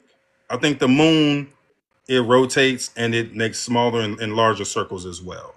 So there would still be points where so your friend, for instance, you would say your friend is at the very middle of our little circles here, right? No, she's out here. He's out there. So Yeah. would She's out here. so She's out here. And so the way that this model works, you would say both the sun and the moon juxtaposed from each other make a full rotation each day, and that's how we perceive, the sunrise and the sunset. Correct, with like Correct. atmospheric distortion and all that. Correct. Okay, so how does that explain the fact that there are parts of Earth that experience sun for months at a time? All right. Hold Where on. where do they fall on your map, and how does that match up with your I got rotations? you. I got you. I got you. All right. So, here, let's look at. Can you see this? Yes. All right. Why does the sun's light not work in a circle the way that the moon's does, and how does the line between the sun and the moon work? That's interesting. All right. Wouldn't it be gradient? It is a gradient. So this is a gradient right here. So remember, it's a computer generated model. So I'm not going to penalize nobody for not getting it perfect. But if you can see this it is a gradient. Like this is dawn and dusk right here. The line between night and day is dawn and dusk. All right. Okay. All Sorry, right. my wife handed me my son. Are we Now gonna it's be all flat good. earthers? Little fella, Yeah. what's going on, bro? I see you, kid. They saying the earth I is flat see like the you, back of your kid. head. I know, right? Whole thing. All right. Hold on. So here, let's go to here. When you say places that don't get light. Yeah, All so right. for So, months at a time they experience all right. So sunlight. here, now I want you to pay attention to the North Pole right now. Right. One So second, this is one second. June. Oh, all right. I got you. Sorry, wife's going to bed and she doesn't want to be on camera, but I got to make sure I get my kiss out of that. Hey, Anyways, yo. be fruitful Bye, and babe. multiply. God made it. God made it easy for me. Hey, Anyways, yo. um, All right. So here, check sorry. out the center. Look at the center. Uh See how huh. the center's been light the whole time? Okay. Right. That's because the sun is at the Tropic of Cancer. Right. Okay.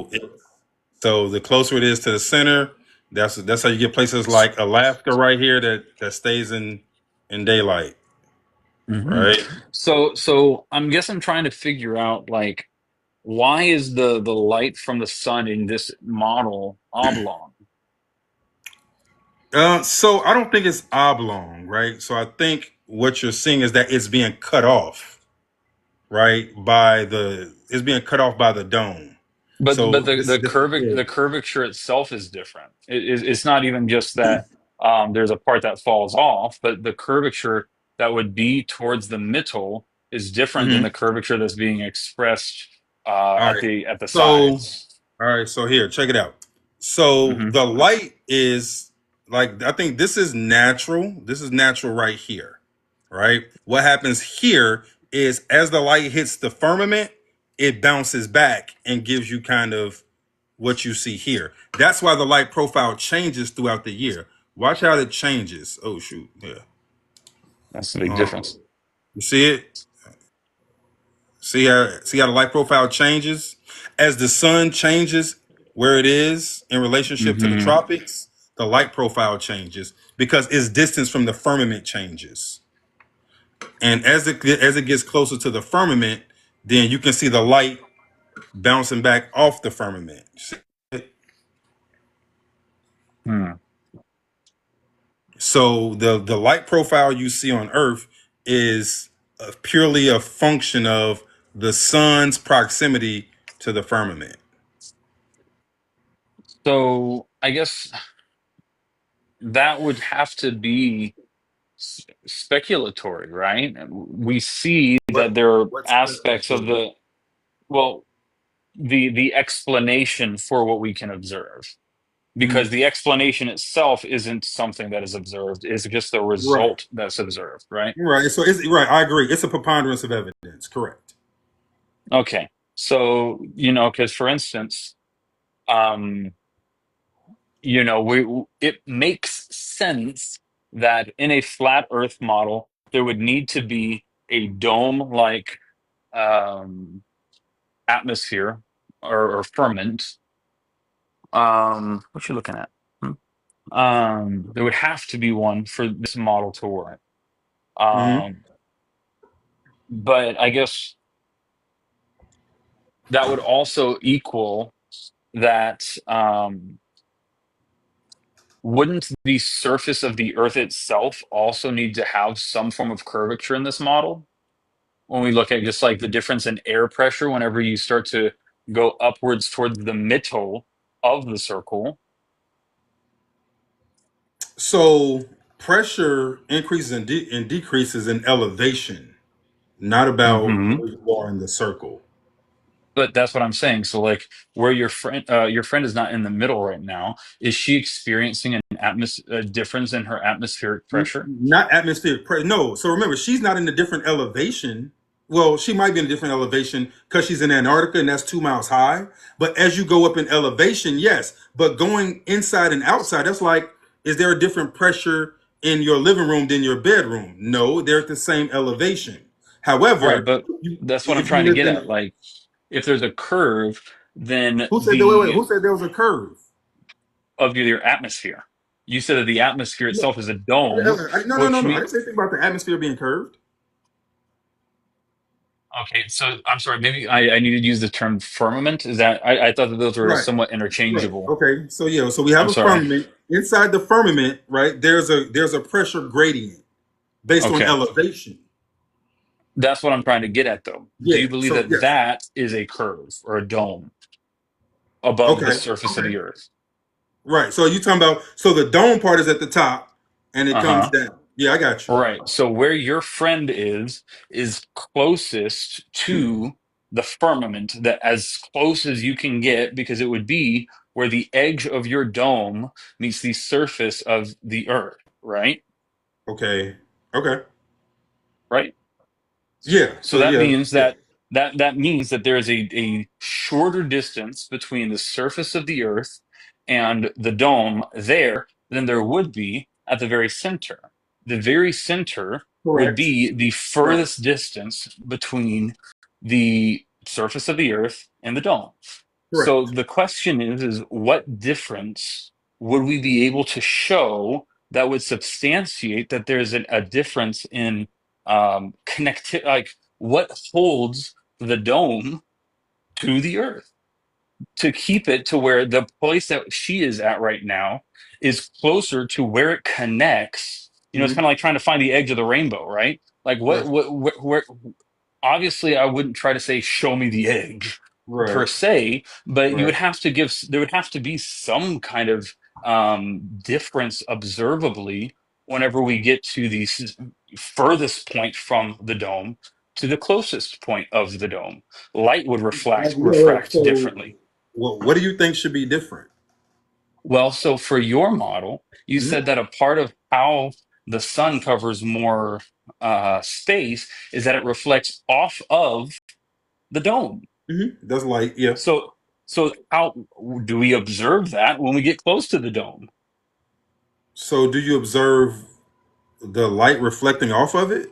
hmm The same way that light would reflect off of water, you can observe that, right? Um, So if there is evidence that your model for how the sun covers different distances is a refraction off of your firmament, that's a you would have to be reflection. That's a reflection. a reflection off of your firmament. That Mhm. reflection would be observable more clearly at those points. Would the reflection be so? For that, I would say you have to get someplace that has it. Now, Well, again, your friend is there. Your friend's so right again, I there. could tell you what she said, but then it's hearsay. Sure. So what she's saying is that when you go there, they make you take sunscreen and they make you wear sunscreen because it's so bright. Right. Which that's obviously that could be explained multiple ways. That could be explained with the same reason that you can get sunburn from a sidewalk, right? Like Agreed. it's so It so could that be.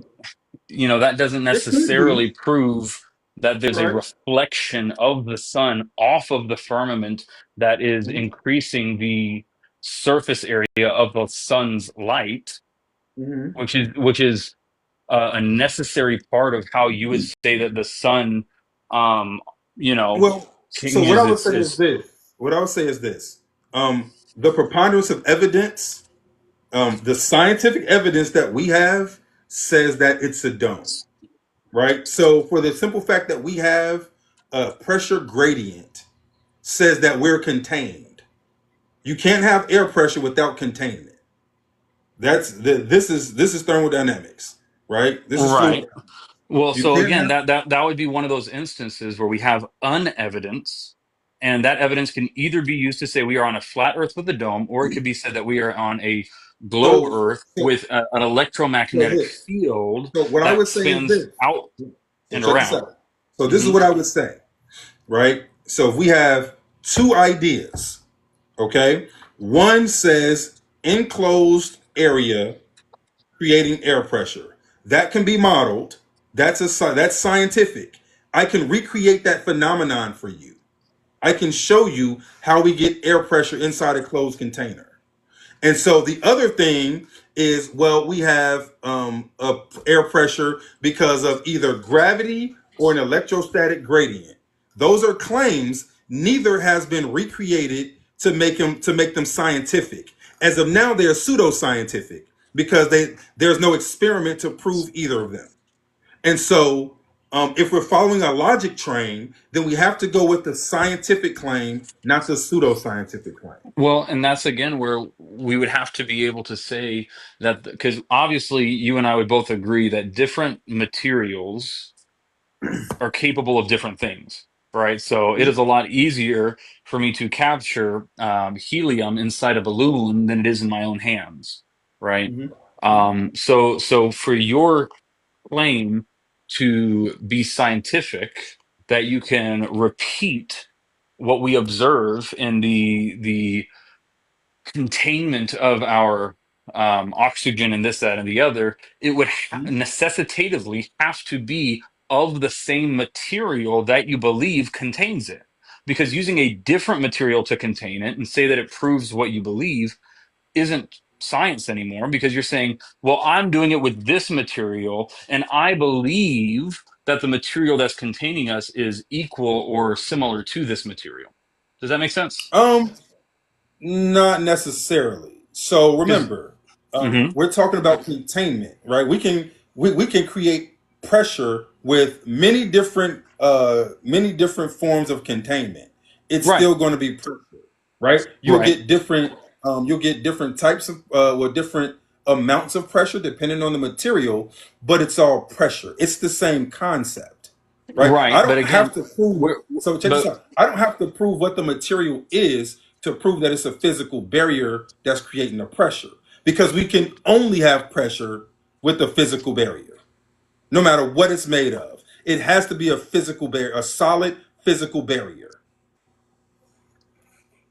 Well, again, if you're saying that and that's what I'm trying to get at with all this, right? Because your claim against the hedonistic model is that there is not a physical barrier, and yet somehow oxygen stays here.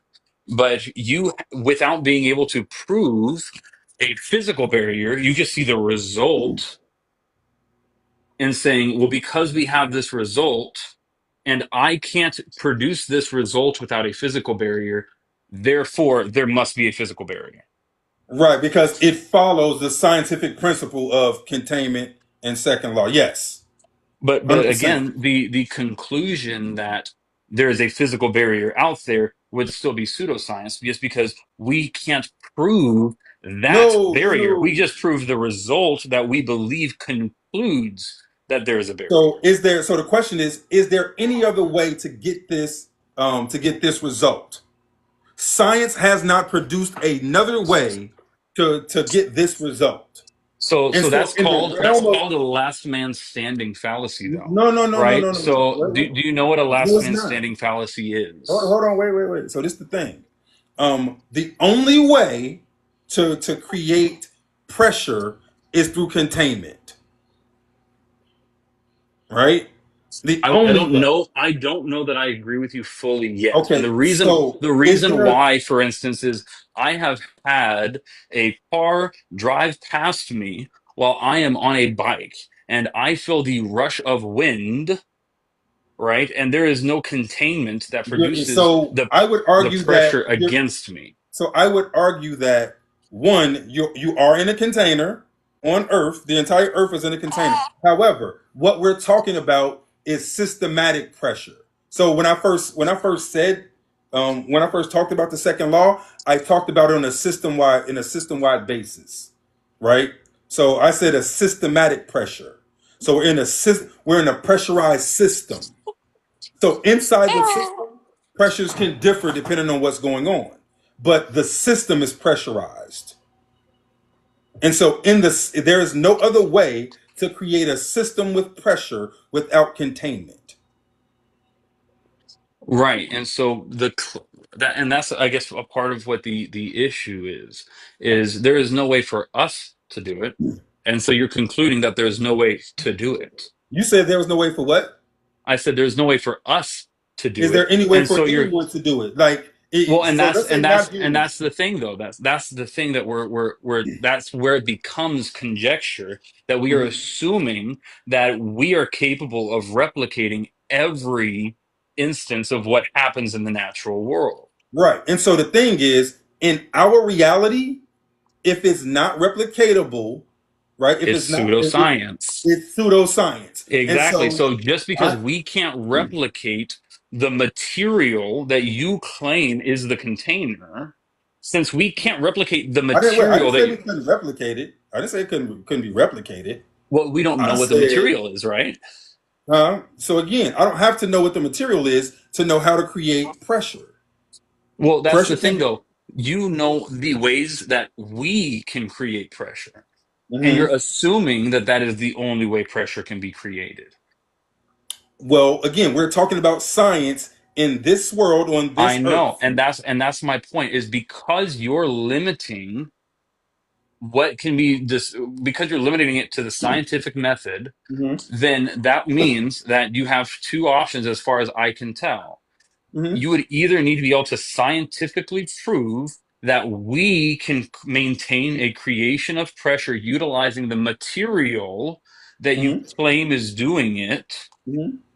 to call it science. That would be Hmm. how it is, right? You just, again, for me to scientifically claim, I mean, think about it like the difference between micro and macro evolution, right? Micro evolution is just small adaptations within a species. They then take that small example of adaptation and then draw it out to make the claim of macroevolution. But we would say that's not scientific because you can't prove macroevolution, all you're able to prove is microevolution. This is the Mhm. exact same format where we are creating mini versions of something and saying, well, because we can do this mini version of something, then we're going to draw it out to this bigger version and claim it to be science. All If right. we So can't prove the material that you claim is the container, then there is no experiment that can be done to make that theory science. that's not true. So again, so it's a couple of things. So you're having a couple of issues, right? So you're conflating different things. All right. So one, um, in this is a purely scientific discussion that we're having. If you'd like to leave the realm of science and enter the realm of religion, I'm fine with that, but we have to be very clear when we do that. And when you say that, well, you're only talking about what we know, you're not talking about what God knows. So we've left the area of science, we've exited the lab, and we've now entered the church. Okay? And Correct. so we have to be very clear when we do that, right? And so I like to keep those things separate, right? I'm okay either way, but as long as we know where we are when we're having this discussion, right? And so in the scientific arena, pressure is the antecedent to containment. And so that's how in the science of it, that's where we are. In order to create pressure, there must be containment, physical containment. That's a scientific principle that is held fast. If you want to make any other claims, you have to either provide an experiment or admit that we're leaving science and we're going into religion. Right. And that's where I'm trying to get to the point. So, like, for instance, would you agree that water can be utilized as a form of containment to materials denser than water? Water can be used as a form of containment itself, water alone. Hmm. In what form? In ice, in liquid, in steam? What form of water are we talking about? Well, so for instance, if we put water, so I guess let me take a step back. Not water alone per se. So if I were to take a cup with no top, right, and then pour water, oil, like we've all seen that experiment, how the different densities to Mhm. different liquids, right? So if I You're talking about the then, density tower. I'm familiar. right, so if I were to be able to have the water enter that cup with enough pressure, right, enough force, that Hmm. force of the water would pressurize the liquid underneath, Hmm. right? So Right. we know that pressure can also be introduced with something that isn't a container in and of itself, right? But is something that is just denser than whatever it's pressurizing. Okay. So the first thing you said was water in a what? In a cup. That's the containment. Right, but would you say that a container is not disqualified by not fully containing it? I mean, as soon as you open a container, right, then the material inside is no longer contained, right? So no. So you still have pressure mediation. Okay. So you're talking about a container, and then inside that container, you have pressure mediation. So the things inside the container organize themselves according to their densities. And you would So say you that still that have would be like containment. helium versus oxygen, Exactly. water, all that. Exactly. Where's Jamal Okay. go? Jamal, you was just here. I'll go. Yeah. Oh, there we go. Jamal, come back. Yeah, Yeah. Jamal, come back. Hold on. Yeah. So that's a mix of two different things. You have containment to start, and then inside the containment, you have pressure mediation. Kind of like in Earth, we have the different gases and gas layers and things of that nature. Hmm. All right. So it all requires it all requires containment. Interesting. Was this better than last week, Antonio? Did you get any? Definitely better than last week. I mean, I don't know that. So it's the moon itself is still my kind of like lynch point that's keeping me from feeling like I feel fully resolved, just because I You guess don't I'm answer struggling to. everything tonight. We ain't No, I everything know. will get answered tonight. We've been doing this for years and years. You know what I'm saying? So, Sure. and we don't have all the answers to everything, nor do we claim to either. So, Hmm. it's a slow walk. Sure. But like, are you So like last time I talked to you, you were just ready to totally, totally give up on the conversation and never even entertain the conversation again. Have we at least ignited the desire to want to continue the conversation? I'll engage if you send me a live. How about that? Okay, and we'll do that. I think I don't know Yeah. that I will actively pursue it, but if it finds me, we Um, can do that. so Solomon, tell me this, right? This is, I think, the last question before I Now, head what you back got? to debating, abortionists and those that want to take the life of their offspring. So Yo, you said that you don't believe that there's another side or face to the moon, right? no. So what I'm trying to understand is, no matter what concept you hold for the moon, wouldn't it be three-dimensional? No matter what concept I hold, wouldn't it be three-dimensional? So let me be clear. I don't think. So I think that there is an object up there. Mm-hmm. I think the image we see is just an image on an object. It's kind of like when you're looking at a movie screen, right? Mm-hmm. So the screen itself is three-dimensional, but it's thin. You know what I'm saying? It's not a lot to it, But but I the could image walk you to see the on other it. side of the screen and see a reverse of the image if it was I a hear it. projector, right? So like there would still be another face or another side to whatever the object is. Would there be a right? Exactly. So could it be another object? Sure, but I don't think that object. So I don't think that it's spherical, right? Hmm. And I think what we see is an image. It's not just the object. I think we're looking at an image of something. Right, and that's what I'm trying to figure out. Like, it feels like a distinction without a difference. Right? It feels like we're trying to like take a one step removed approach to not have to face the idea that if there is an object, then that object is three dimensional. If Oh, that so yeah, object is three I'll agree that the dimensional, object could be three dimensional. I got no problem with that. but how do you separate the object from the image The without being same way I pseudoscience? separate the same way I separate the image that's on the projector screen from the screen itself. But again, this would have to fall under pseudoscience, right? Yeah, again, this is conjecture. I'm very clear that this is conjecture. Sure.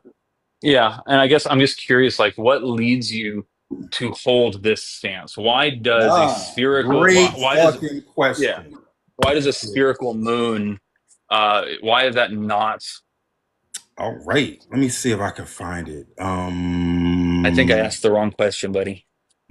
No. You asked the right The question. right question. You asked the right question. Well, It's I know it. I'm excited about that one. Yeah, Yeah. I know. I feel like just dipping out just because of how excited he is. Yeah, no, It this is good. So this is great. feels like that scene from the movie or the show The Boondocks. Like, I want you, I'ma have you. We Hey can do this the yo, easy way or the hard hey way. yo, Fleece Johnson in the building. Flat Earth Fleece Johnson. All right. So here, let me turn my camera around, Mhm. and we're gonna. I'm gonna cut this off. All right. So this dude, he wasn't even a flat earther. I don't know if Mhm. he's changed his thought process. Uh, so he was filming the moon. There's a guy named Crow 777, right? Okay. So he was filming the moon, and look at this. You see this? All right, So let me get he up there. saw a lunar. He called it a lunar wave, Okay. right? You see where it looks like an image refresh, right? So he filmed Uh-huh. it, and then after he filmed it, I think other people started filming it. So look at that. I don't know. You see that? Okay. right? And so is this are we using a recording of the moon as our evidence for a stance? So this is one piece of evidence that, like, yo, this is interesting. How do you Okay. explain something like that, right? I would say So, like that I said, because he did it, it's an and image being then he processed started, by a camera.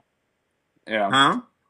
I said I would say So that it's then, an image being processed by a camera, so again, he right? did it, and So then our eyes don't observe it. That's no, he right. didn't say that. No, he didn't say your eyes can observe it. You have to I think you have to zoom in. You gotta get some binoculars or some shit. But no, he said like he did it, and other people have done it subsequently, right? Right, but is this observed through any like telescope or only through a digital means? I don't know. So I think he did it with a camera. So people are recording it. So when you record it, yo, Hmm. this is what you get, right? Interesting. So it's a phenomenon that we only see through digital means.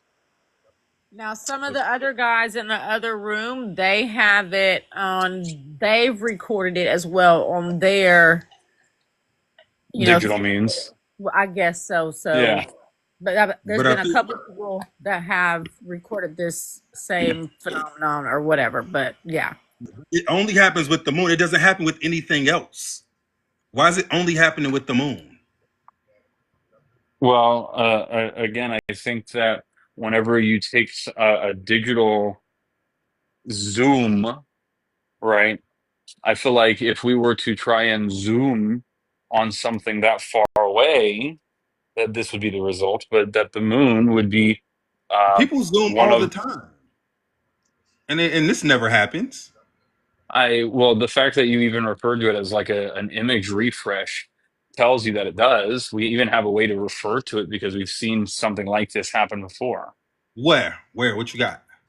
Huh? Like whenever we're recording things, like have you never seen like in the old school recordings whenever the panel that the image is displayed upon is does that little like swipe across the screen? I mean, heck, you see it all the That time with ain't like this, bro. VHS. That ain't this. I'm So just you saying think that we've seen things like this before, but it's always limited to a digital right. So image. I guess my point. So you think because he actually he talked about he was like, yeah, I thought it was the camera. He said that at first. He's like, yo, I thought it was the camera, but he Hmm. concluded it wasn't. Like I said, he's not even a flat earther. He was just like, Yeah. yo, this is wild. Right. This is Again, wild. the common theme would just be that this is only observable through digital means and digital evidence, by and large, in the flat Earth community is pretty quickly dismissed. Agreed. So this is one thing, right? So a lot of people have seen it, and they've only seen it on the moon. So why doesn't it happen with other stuff? Right. Yeah. I don't know what other thing that would be comparable to Like the maybe the moon. sun. When people record the sun all the time. Have you ever seen like a an image of the surface of the sun? Yes, people record the sun. Okay. They close-ups of the sun all the time. Do you trust the images that you see of the close-ups of the sun? Yeah, Okay. So would you say that the sun is also flat, or would you say that the sun is spherical? I don't know. Okay, So to me, I think it's spherical. But again, interesting.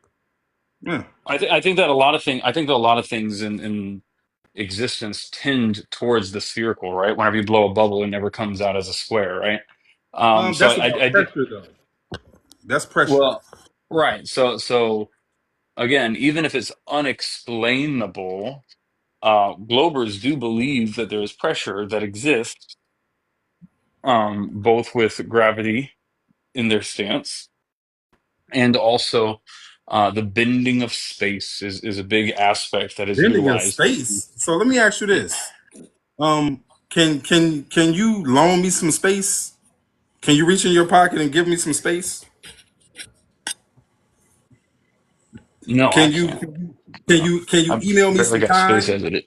I barely got Right. space as it is. Right. Um, So I guess so how are we taking two abstract concepts like space and time and then assigning concreteness to them? Right. So again, all I said was that this is their theory, right? Similar Right, to but how you have it's a not backed theory. up by any evidence, though. That's not scientific at all. That's a massive load of pseudoscience. Well, so the way that they would argue this, right, is this idea of if you take motion and you add curvature, it produces a form that observably seems like gravity, right? So what would Whoa, be a what? whoa, whoa. Wait. Stop. All right, hold on. Mhm. You said take motion and add a curve. Add a curve to what? So the example that I heard someone use, have you ever seen like Circus du Soleil or like Monster Truck Mhm. Rally where they'll take like the big circular cage and they'll put a motorcycle in it, and because of the motion of the Oh yeah, motorcycle paired with the yeah. curve That's centrifugal force. at all points of contact, Yeah, the bike is still pulled towards the surface, yeah. That's right? centrifugal force, though. Right. And so the way that astrophysicists and people that would make a name out of their observation of the pseudosciences, right? The way that they say that it would work under their model would be that if space itself isn't actually a void, this is why they have this concept of like dark matter, this unexplainable um, essence. Pseudoscience. We just don't know what it's built out of, right? But it's not actually nothingness. And they would say that when there is mass present, that mass produces, a concave of sorts within that space. I'm sure you've probably seen before in like an explanation of this where they'll use, a blanket, right? And then they'll put a ball inside. Have you seen that before? Where they'll put like a ball inside the blanket and it produces a Yeah. concave. And then if you add motion to a second ball, that ball will rotate around the concave that's created by the first one. They would say that this would explain the concept of orbit and the concept of gravity because there is motion, there is a form of curvature. And so that would be how they connect the dots. Right. And so that is pseudoscience. Everything they're saying is not provable at all.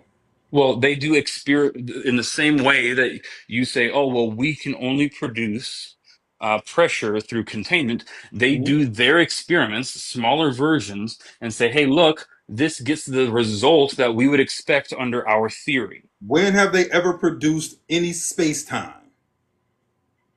Did you hear because what I said wasn't that they produced space time, but Right. that they But were no, able but in order they for were it to able be in order for it to be an experiment, they would have to actually produce some space time. They would have to isolate space time. They would have to figure out how to manipulate space time. They well, would have to prove again, it exists. but all that I said was that they prove a format that under their theory would explain orbit. That's all I said Right. was that their Right. theory was So gravity and this and that and the other. And if all of our theory is true, then when we do this experiment, this will be the result. And that was the result they got. right. So that's called being a model. Right. So they Exactly created like a model. Oh, exactly. So they created a model within their model, Right. utilizing their theory. The Right. hypothesis that they conjectured became Right. true. Right. And so the problem is a model isn't science. You don't do science by starting with by creating a model. But Science this is is the not logic that you use to explain containment. no. Remember, I started with experimentation for containment. Exactly, a model. No. Experimentation comes before the model. The model is a result of experimentation. Right. They What you're experimented and saw that curvature plus motion no, equals a form of gravity. So they made no, no, no, no, no, no, no, no. So show me the one, the disconnect first thing here, you man. have to Help do. me. Help me. Yeah, no. You're running off into like a cavalcade of pseudoscience. I'm trying to stop you, right? So the first thing you have to do is prove that something called space-time exists. Not saying you, I'm talking about the scientists. So in order to claim that space-time is a scientific concept, they have to first prove that something called space-time exists. They have to either isolate it as a fabric. They But have to wouldn't bring this it into. also be true of you talking about the containment of the firmament? Because if you're saying that first they have to prove the outer thing exists before they get inner, you haven't proved the outer I material have of your proof. containment. So the evidence that we have in science is that in order to have pressure, there must be containment.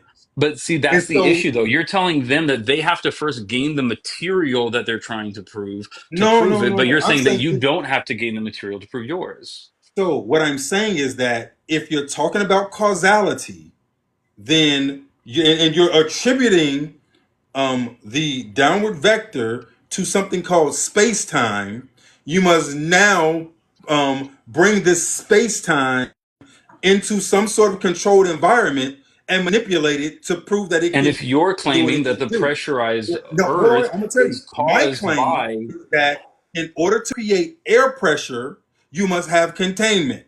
We can do that in a scientific fucking experiment. It doesn't matter you're starting at different points for both you're holding a different level of expectation for both by starting with you're trying to get to a different point here. Because listen, let me explain this and see if it works. Because if not, I feel like we might be talking past each other, right? In both circumstances, we see a result. They see a downward vector. You see air Caused by pressure. what? Wait, wait, caused by what?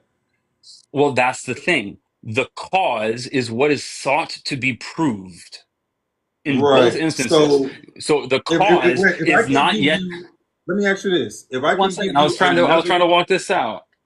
I was no, trying to I was walk it out, asking so, man. real quick. If I can give you another culprit for the downward vector, right? I already That's told you at the very observable. beginning. Yeah, I already told you at the very beginning, though, that evidence does not prove what it is evidence for. So I am fine with saying unevident can be evidence of multiple theories. I already told you that's why I mentioned it all the way at the very beginning, because I don't say that something observable only proves one thing. It can prove multiple things, and we just don't know, and it makes it pseudoscience.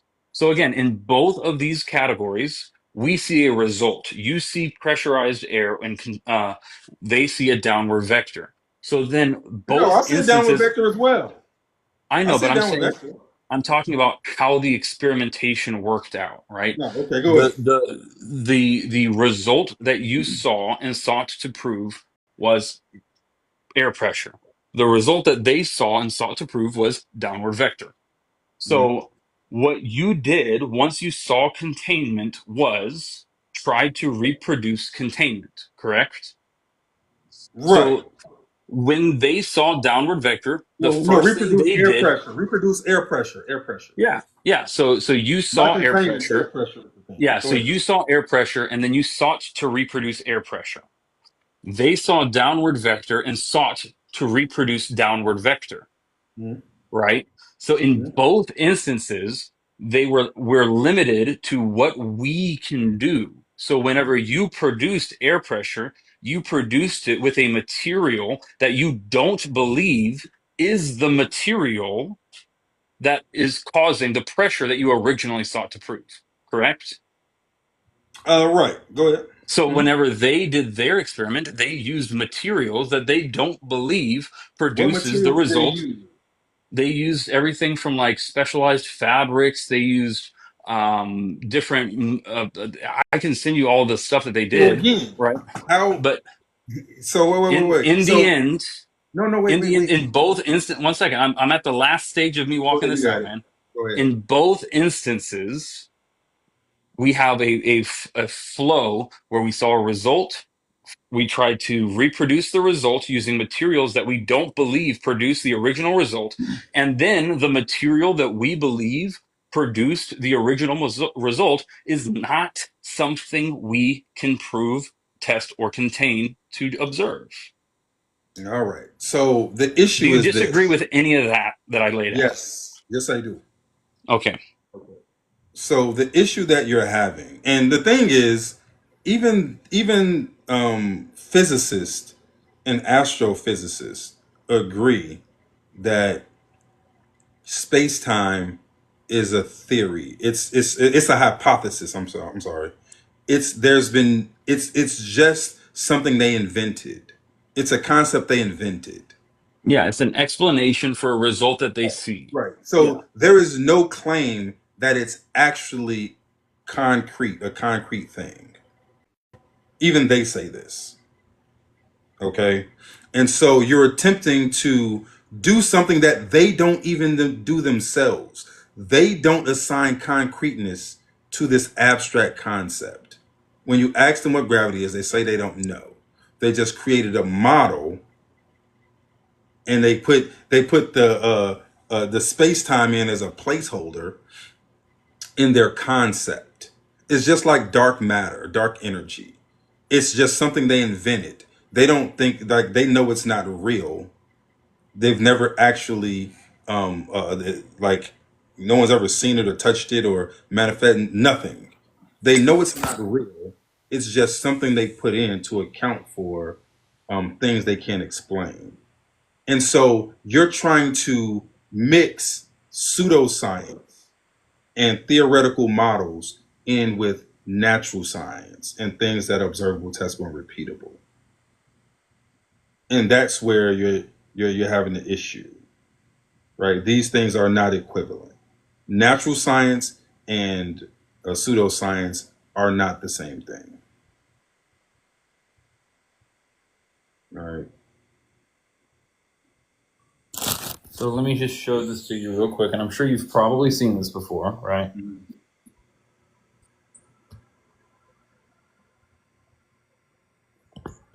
So this is I've how, seen that before. Mhm. yeah, you've seen this before, right? So this is where they use a material different than that which they claim is actually producing the result. Mhm. Right now, AirPods. There we go. Now I can hear you, and nobody can hear that. Okay, so we'll get to the point, right? So they say they throw something in there, make it big. Boop. So what you're saying is that somehow by them doing this experiment that would explain, or at least would support their original hypothesis, right? You're saying that somehow this is different than the experiments that you did that support your original hypothesis. Right. Exactly.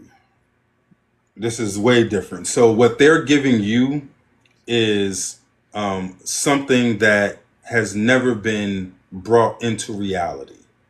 This is just a model. What do you mean by something that has never been brought into reality? Because So obviously, like, no, this so is really happening, but you would say that so I'm it's saying that representing the something not concept of observed. space time is not a real thing. It's what you would call misplaced concreteness. They took things that have no concreteness to them at all. There is no such thing as space. Like, you can't. Space doesn't have concreteness. Time is abstract, something that people made up, and they've merged the two things together and then made them concrete. There's no concreteness to space time, right? Well, I This don't is see just a huge difference between that and taking a firmament that has not been able to be isolated and saying, well, we see a result, and so we conclude a firmament. right. So the only way in natural science to create pressure is with a physical container. It doesn't matter what the container is made of, as long as it's a physical container. That's the only way in natural science to create pressure. And That's here's the issue though, because right.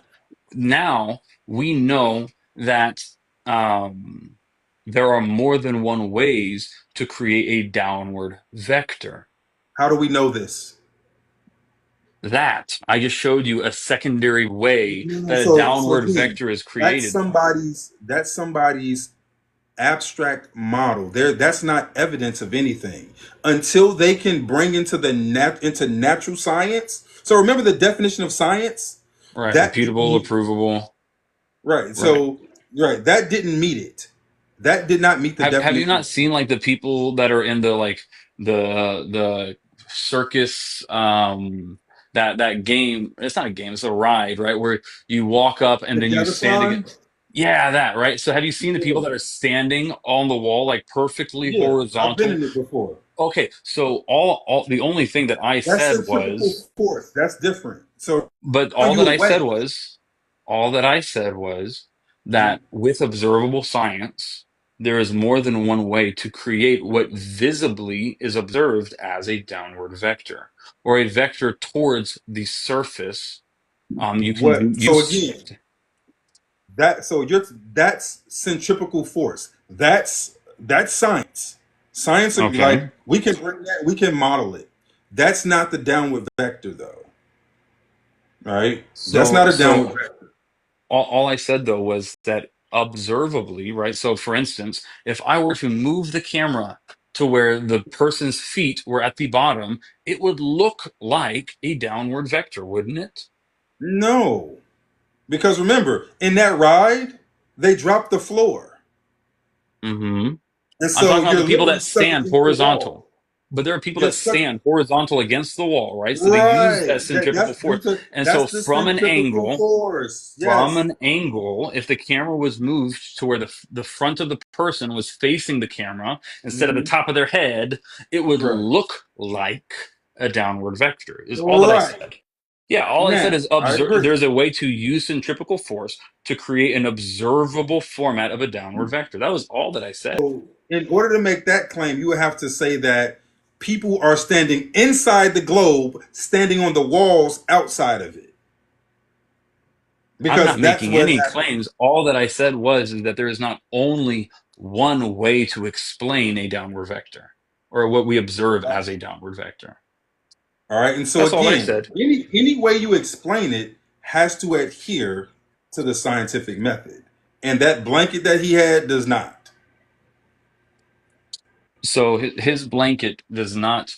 I mean, he keeps repeating it over and over again. It's actually getting kind of annoying how many times he's repeating that this concept that he holds produces the same result every time. So Doesn't matter. this is something. You're just saying No. this isn't what he's claiming because it's not nothing, right? He had a hypothesis. He's testing his hypothesis, and with the experiment, No. he is able to produce the. No. He's That's not not what producing the he's same doing. result each That's not time. what he's doing. No, that's not it. Well, that blanket is not an experiment. That doesn't qualify. What he's doing is he's showing you. He's attempting to show you how their concept would operate. That's not an experiment. How is it disqualified as an experiment? Because first things first, what is it he's attempting to show? What's his hypothesis? His hypothesis is that with curvature and motion, there would What's be curved? some right the surface of the material that he's using. No, so what's curved? In real Right. life, what's curved? Yeah, he's saying that there is some force or there is some material that he cannot isolate or prove that he believes is curved because of experiments like this that would meet his expectation with his hypothesis. Right. And so So the that problem is sounds like an experiment to me. no, it's conjecture. It's theoretical. That's theoretical physics. Einstein was No, a theoretical physicist. I know. I'm just saying like this is road to rubber. Like he's doing something, right? Yeah, so He he's trying to demonstrate what the theory is. This is not but scientific. what I'm asking you is if you say that his demonstration doesn't prove his theory, what is his demonstration showing then? So he's Centrifugal attempting to force. show you his theory. That's not an I, experiment. I know, but how do you define an experiment? So you have to Because you're if have. Method. mhm. All right. So Method. right. Right, repeatable, observable, Right. So the and thing is, you have to have an independent variable and a dependent variable, right? yeah, You have to be able to, I've you have to got be 2 able years, to but they only are one manipulate. thing at a time. I'm sorry, y'all are both Yeah, I got talking. you. I got you. So you have to have an independent variable and a dependent variable. You have to be able to manipulate the independent variable to so that the dependent variable reacts to it. So you're saying Right? every scientific experiment has to meet that criteria? I don't think that Yes, that's that's an experiment. Yes. Experiment. That's what makes it an experiment. Other than that, it's just an observation or a demonstration.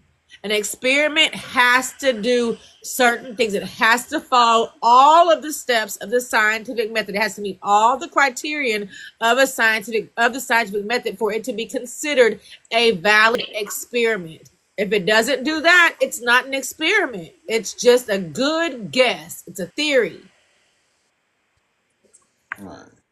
So he's doing like he's just trying to show people, give people a visual representation of some theoretical stuff. But that's not an experiment. right. So looking at, just what validates an experiment, it does sound similar to what you're saying. An experiment is considered valid when it accurately measures what it intended to measure, meaning the result can be confidently attributed to the manipulated variable and not other confounding factors, which typically includes elements like a well-designed control group, random assignment of participants, and a clear identification of independent and dependent variables, allowing for reliable conclusions to be drawn from the data. So if he were to say that, again, I just think that if we take that same thing that he did and we just change what his hypothesis was, then it would suddenly qualify as an experiment. What if he was only trying to draw an experiment of motion equaling centripetal force? So motion equaling centripetal force. Motion equaling centripetal Or force. motion being a necessary prerequisite to centripetal force. If that was his hypothesis, That's, would yeah, you say that that's this fine. would now qualify as an experiment if that's what he did? So yeah, I'm sure we can do something with that to talk about centripetal force. Well, and Um, this is the issue that I have because you're saying that uh, even with the exact same actions, that new criteria are met just on the basis of what the initial hypothesis is. But the well, hypothesis, that was a bad list. Wow. The hypothesis itself doesn't determine whether what is being done is an experiment or not. It is the actions and meeting qualifiers. And one of those qualifiers is not the hypothesis. It's just all it says is I didn't that say it anything accurately about that. I didn't say measures. anything about that. But you, Hypothesis is. What do you think a hypothesis is? a hypothesis is a presumed result based on factors that. A Oh, hypothesis is just a question. A hypothesis is a question. It's a question. You got to ask something. You're asking something. Why is this happening? What do I see? I see this. Why is this happening? Why do the plants grow faster in this type of light than the other type of light? I think so it grows faster this way because of this. But a right. hypothesis is just a question. You're Well, going, well, what? no. A hypothesis is technically a proposed answer to the To question. a question. That's true. Yeah. So a hypothesis itself isn't the question. It is an educated guess or proposed explanation to the question, Yeah, right? exactly. So when we see, for instance, a downward pull, right? Mm-hmm. We that is observable. We know I drop something, it goes down every time, right? Mm-hmm. So then any explanation of that would be a hypothesis. It would be a attempt to answer that Mm-hmm. question. All right. Um, so again, in the context of that, he observes the downward vector. He assumes, and he makes a hypothesis. He proposes an answer to the observation of a downward vector. So he Mm-hmm. has the hypothesis. It qualifies for that term of hypothesis. And then utilizing a hypothesis, he also conjectures as to what elements would be necessary for my hypothesis to produce the result that we see. And so he produces an experiment with controlled variables and isolated variables, right? So the controlled So, variable would be the but, curve. The isolated variable would be the curve. The controlled variables would be the little wait. So marbles. first, you have to prove that the in real life that a curve exists, that there's a such thing as space time. You got to prove that first. Well, again, this is a hypothesis, so it's a guess. Right, but That's so all that a in the hypothesis experiment, is. you must bring that thing, that space time must be brought into the experiment. So and that's the thing that, if I'm completely honest, it kind of makes me want to bang my head against the wall right now, is because you don't hold that same criteria to your I hypothesis. do. I 1000% do. Okay, so when did you bring the material that creates the containment of the atmosphere into Okay. observation? All right. So understand. Wait, Um. okay, hold up. Did we go through what the scientific process was in general? Yes, we've mentioned it a couple of times. Yeah. Okay, Yeah. because I feel like He you read guys are it. mixing it, up, and that's the reason why I came up here because I'm like, wait, what are you talking about? Like hypothesis is the asking of a question. I'm like, hold the hell up. But let's just Yeah, go back through it. I can It's summarize asking a real quick. question, gathering Mhm. information, right? Hmm. Which is the research based on your question, making a hypothesis or an educated guess on what you think will happen, conducting an experiment, right? Hmm. To test your hypothesis, okay? And then you're going to basically share your results and then observe and record. I'm sorry, other way around. You'll share your results towards the end, right? Those two can be interchangeable, but Sure. based on your observations, that's how you can go back and rethink about a new hypothesis of what could happen based on your results or your Right. recorded results, right? Hmm. Okay. So the way that So we got then it's here like wash, rinse, and was, repeat. You make yeah, a new hypothesis based on what was recorded, and then you go back into experimental mode based on those, exchanges from before. You do the same thing over and over until you get the result that you're yielding. right. And so the way that we got to this part of the conversation was I was drawing a correlation between the theory of space-time and the theory of the material that would be proposed as the containment for the air pressure that we see. And it seems like you've been on panels before, but just so you know, your teacups, so we can't hear you right now if you are talking. Um, and so all that I had said was similarly that in the theory of space-time, how space-time itself has not been observed or isolated, but the hypothesis has been experimented towards using other materials. My brother Solomon here would say that it's disqualified because the material that is theorized itself has not been actually isolated or tested scientifically. All that I had, and I don't want to say that I'm misrepresenting you. Is that basically what you said? Um. So the existence of the concept is not scientific, The right? existence of the concept Right. is not It's just scientific. it's theoretical physics. And Right. you're trying to bring theoretical physics into the realm of natural science, right? And in order to do that, you have to bring space-time out of the theoretical and into the natural world. Right. And so you're saying that observing this theory or this hypothesis using other materials doesn't prove it because it's not the material that is Well, being because claimed. no. It's because the material that's being alluded to hasn't been brought out of the theoretical and into the natural world. Right. And so is it So check this Jamila? out. If So space time had been Jamila, proven, so check this out. If somebody um had actually proven the existence of space time, and then you say, all right, well, we know what space time is, we know how it works. we can model it using this blanket, and we'll do it like, and this will be the experiment. That's fine.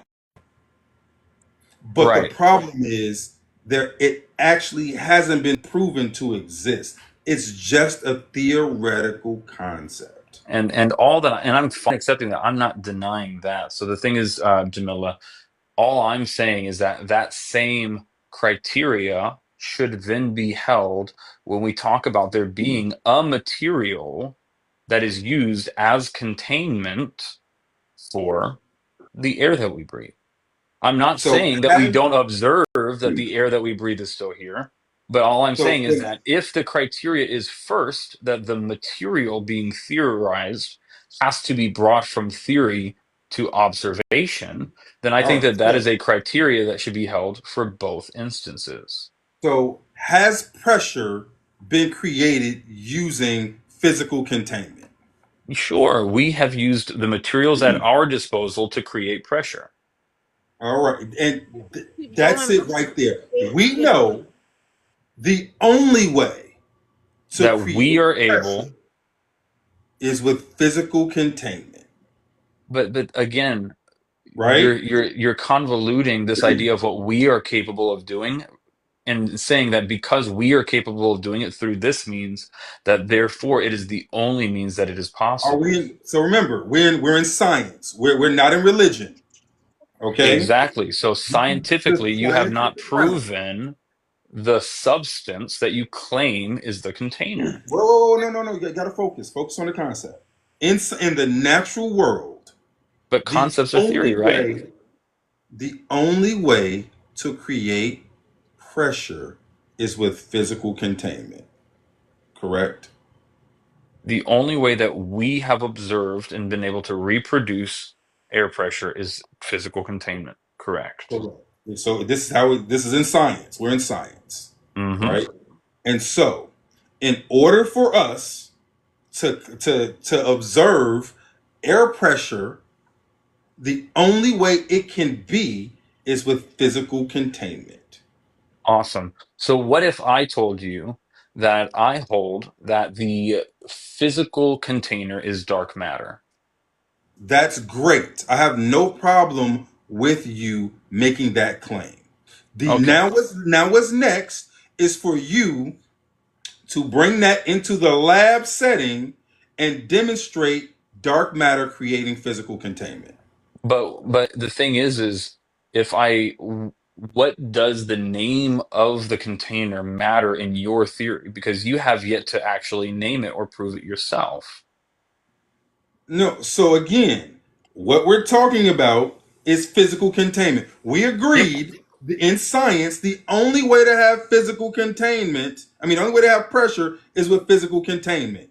You're saying that, hey, well, I think it's dark matter. I got no problem with that. Now you just have to show that dark matter can do it. I can give you several other things that can create physical containment that aren't dark matter. Well, sure. But you wouldn't be able to give me what is creating the containment, right? So I can give you conjecture, Sure. but And that's all until that we go either of us there, can actually, that's all that either of us but can actually the only thing propose. I know is that there's a physical container So you in believe that science. there is something physically out there that we cannot actually we can't isolate to observe, In right? science, again, this is in science, there's a physical container. Awesome. So then the question comes then, if you believe that it is scientifically proven that there is a physical container, then it is equally able to be assumed that that physical container is not because we agree for I want to make sure before I actually jump to a conclusion, right? We did agree that physical container does not mean solid mass, but it could also be either gaseous or No, a no, no, liquid, or do you no. think that it's solid in It has to be nature? solid. Interesting. So you wouldn't do you think a bubble is solid when it contains the air within it? A bubble is not technically containing the air, so Whoa, how not? So let me see. I That's an would interesting probably. idea. So how about this? I would say. So a bubble is it's interesting. Well, I can say that it's. I think a bubble.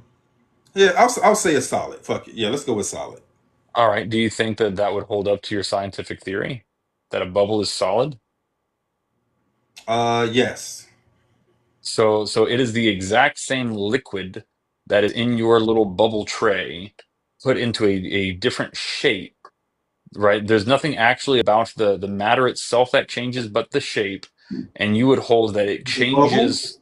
Hmm. Are you talking about a bubble? Yep. Yep. I So mean, have you what taken a do you little? define about a bubble? Say it again.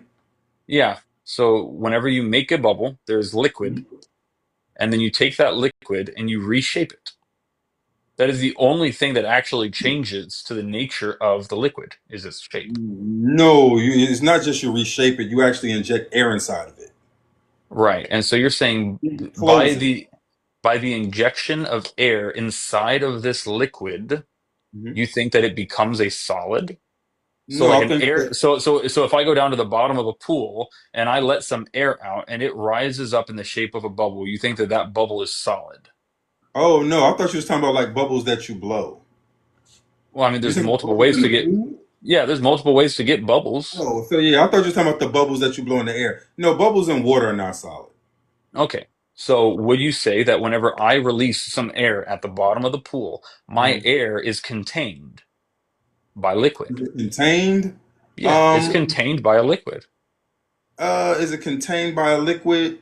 Yeah, it meets all the qualifications of what being It's contained is. contained by a liquid, and the liquid is contained by a solid. Well, I mean, liquid So remember, exists. a bubble is a temporary state until it gets released. However, it's in the pressure that's causing the bubble. It's Okay. contained. Do you think So, that so that ultimately, the pressure is coming from the container. right, but we know that pressure cannot be achieved without a closed container. Correct. Right. And so a pool is not a closed It container. It is an is. open. It is open. So the water is inside the underground walls.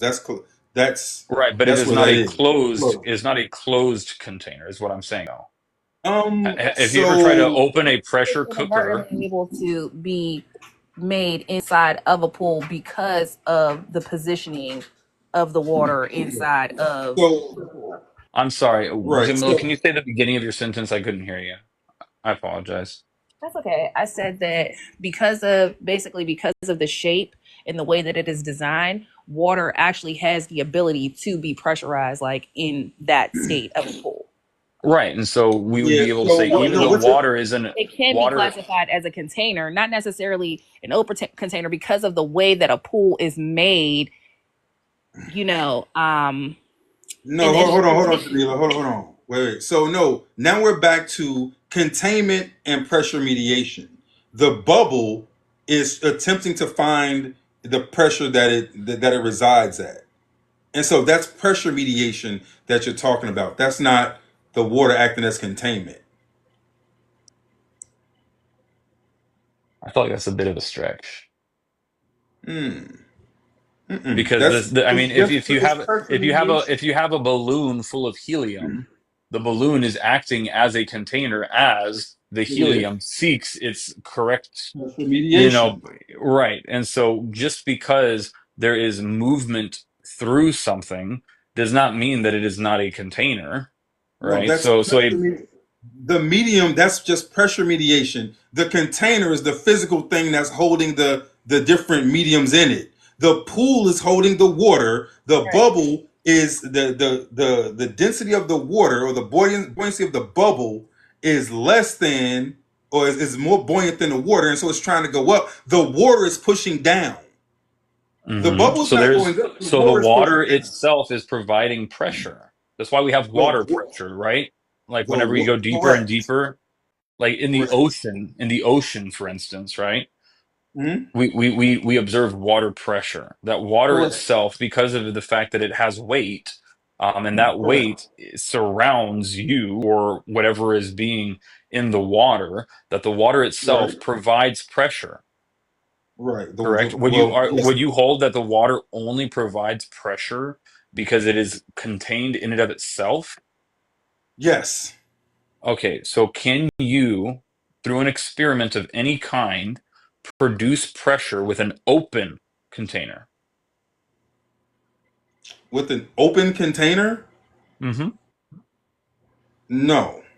Okay, so the water would be in an open container in It's any not. form that. No. It's Okay, not open. so then what material is surrounding at all points of the water that would the water would be closed inside So of? you have the earth that's keeping it contained, kind of like the pool keeps the water contained, and then you have the pressure of the atmosphere pushing down on it. So there is pressure being applied from something that is not a solid. What do you mean? No, the You dome is just said the providing atmosphere, pressure. Right, the atmosphere. Right, the but atmosphere. the dome being a solid is still conjecture. No, it's science. Again, you have not isolated the dome. You have seen that pressure can be produced in water, and you're saying, well, because I only believe that So pressure well, is again, produced. remember, the water is in a container. Right, but it's not a open, I mean, it's not a closed container. But because of your theory, you would have to find a solution to how it can become a closed container, which is how you conclude that the atmosphere is contained by a Right. So um, again, let me ask you this. So when you put liquid in here, mhm. right? You know that like the liquid is Yep, it this. is contained. However, I cannot hold that and then produce additional pressure inside of that without putting a lid and actually sealing off the material and then applying pressure. That's why when we have pressure cookers, it has to be sealed because if there is Right. a crack in the seal, if Right. the container is not closed, That's true. pressure is not obtained. Right. That's true. Right. So in a cup, Hmm. even though the water is contained, it is not Hmm. a closed container. Therefore, the water itself is not being pressurized by the container. Yes, it is. So the sides are providing pressure, Does depth also right? play into So that? hold on, wait. So the sides are like the He would deny that. That's the issue. Is no. I would say that the water itself is providing the pressure. He would say no, the pressure is being No. provided by the container. So again, the pressure comes from one, the sides, and two, the downward vector of the material. That's why the pressure at the top of the container Okay. is less than is less than the pressure at the bottom of the container. But So that's the not the. pressure goes down because of the downward vector, and in because of the solid containment. So the So deeper Jamila, he made the the claim that container, the yeah, he made the basically the more pressure. Yeah, he made the claim that liquid and gaseous forms of matter cannot provide pressure, that it must be something that is in a solid. Right.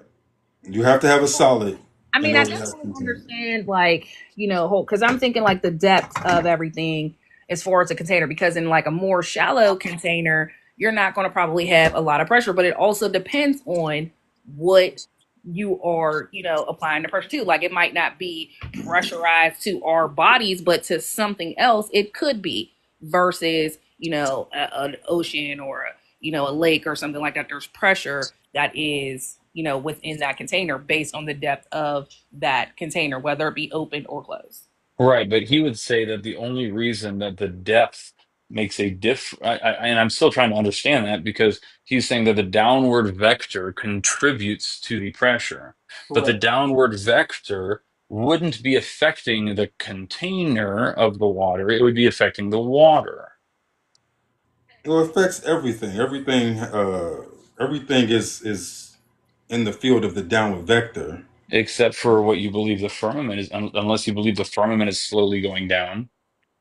Well, just because it's in the field doesn't mean it's actually being moved. Like this cup on my knee isn't being moved down anymore because it's resting on my knee, which is solid. Right. So you would have to hold that whatever the dome is made out of is resting upon the air. Not the air. Why does it have to rest on the air? Or you would have to say, because again, you would say that a downward vector is ended whenever the object experiencing the downward vector meets a material that the downward vector would not like push it through. Correct. Right. So you're saying that whatever your dome is created of is a material that air itself is something in which the vector does not push through. The air itself is something the Or you would vector. have or you would have to say that like the material for your dome is like because you say that your dome is solid, right? Mhm. Right. Yeah. That's where it becomes kind of a conclusion based on your experimentation using the materials that you have. And I tried to demonstrate that pressure can be produced without a solid containment. And But what you would experiment do you have that right. has pressure without a solid container? Right. So I already told you that, if I were to dive to the bottom of a pool and let an air bubble up, that air is contained. It will travel in one unit contained all the way to the surface of the water. But you started to say, well, the water itself is contained at By the pool. and right. So Yeah, so um that doesn't work because we have containment there. right, but that We have containment containment, isn't and the bubble is a product of pressure mediation. That's it. within another container, correct? Right. but the issue is that the claim here is that the water is also being pressurized It is. simply by being in a container. But Exactly. observably, we cannot produce pressure without a closed container. Hey, So baby, the you want to say hi water. to you want to say hi to my friends? Hey Or yo, what's up? What's come up, get on the chair son? real quick. Hey. There's another one. Here, Oh man. Aw, here, hi. say hi. Look, Hey. Hey. What's cracking? Hey. she can't hear you. Hey. Hey, are you okay? Look at me. Look at me. What you doing? She What hanging. She chilling. what time zone is y'all in? Cause it's 3 o'clock over this joint. What's going on? It's almost 2 a.m. for me here in Texas. Hey, can Morning. you go back to Oh bed? yeah. I love you. Oh, night You night. don't want to? Why not? What do you want to do?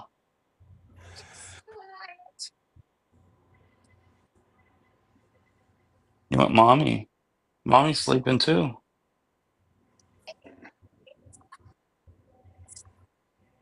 All right. Hey. Well, either way, it's all that direction. Our kids are night owls, huh? Yeah. Well, I've got a 4-year-old, a 2-year-old, and a 1-month-old. Um. Hey yo. Yeah. Gotta tell them I about told. the greatness of the flat earth, brother. Like I told you, man. God said, "Be fruitful and multiply," and my wife makes it easy. Hey. Um. So, anyways, I want you to think about that, bro. I know you're yeah, struggling right now. It's all right. yeah. I feel like there's a couple of things that I would have to So be do me a more favor. Check convinced this of. out. I want you to think about it. I'm gonna be back next Monday. I want Okay. you to come on and we're gonna talk about. I want you to think of it. Take the whole week and think about pressure without containment. Run it past your homies, your science homies, all of that. Pressure Well, without containment. I want you That's and not also what whether we're talking about. containment I thought I must heard y'all talking be about levels of isolation. solid. right, whether containment must be of solid matter or whether liquid or gaseous matter can work as a form of containment. Exactly. And yeah, so Jamila, originally the conversation that I think you came in on was that he said that to hold to a theory of dark matter you have to isolate dark matter first and start from that point outward. And I said that it seemed like to hold to the theory of a solid container for the dome over the Earth in a flat Earth model, first you would have to isolate the solid container. But he said that because his solid container theory is actually not a theory, since it is proved. No, I said theory, not Siri. Shush. Um, because he can recreate the pressure through the materials on Earth, that he can conclude that there is another material that we don't have that produces containment. I didn't say it's something But that we don't have. So I didn't say it had to be something that we don't have. but you don't know what it is. No, I don't know because I've never been there, but I can Right. reasonably conclude on things that it could be, and it Yeah. could be things that are here. But if we don't know for certain, then it would be a theory. Right. But I just want to make sure you're saying that it's things that we don't have. I didn't say Right. it's stuff that we don't have. All that we know for certain is none of the In that you're right. experiments. Yeah, all the experiments that you've done thus far would be using a material other than what you claim that material would be, right? Correct. Okay. And so he said that because of that, the conclusion that there is a solid container that keeps our atmosphere in is now scientific and not pseudoscience. What I had said was, if we take the concept of space matter without isolating space matter, the same way that we did not isolate the solid container, but we produce experiments that would show what our theory would be for space matter, which I showed in a video that somebody was performing the experiment in person, where they said, "Hey, if space matter was real, then we would get these results," and then those are the results that they got. He said that that's different because we didn't first isolate space matter. Facts. And so Space. I would see that as a double standard to make one experiment isolate their theoretical material first and not the other, even though both utilize some form of different material that demonstrate the principle that their hypothesis was based upon. Yes, my love. All right. You want me So to sing music? Oh, I'm not doing that right now. It's 1 o'clock in the morning, baby girl. yeah, that's Almost hilarious. 2. Well, so I play guitar, and so whenever she wakes up, sometimes I'm still on live at like 7 or 8 o'clock in the morning, and so I'll pull my guitar out and we'll sing together. But Yo. 2 a.m. That's wild. Yeah, I know. It All sounds right. like you guys had a really good conversation, and that you were given a lot to think about. So I'm interested to see how this turns out. So when So you got a week, brother. What do you want? I'll be back in 7 days, and we can talk about Huh? pressure without containment. Yeah, oh, look, we All will right. What? back. We will ping you back. 1 second, y'all. What? Yeah. No, you're not getting food. It's nighttime. Go to sleep. Only I could eat snacks at 2 Grinch. a.m. Grinch. But yeah. All right. All 7 days, right. brother. Probably gonna ping you Can in you here. can you Okay. kick me so that I can walk away? Thank you. Yeah, yeah, yeah, yeah. I'm gonna kick you. I got you, bro. Okay. How do I disconnect, bro? All right. All right, y'all. Yo, this is a good conversation, man. I had a good time.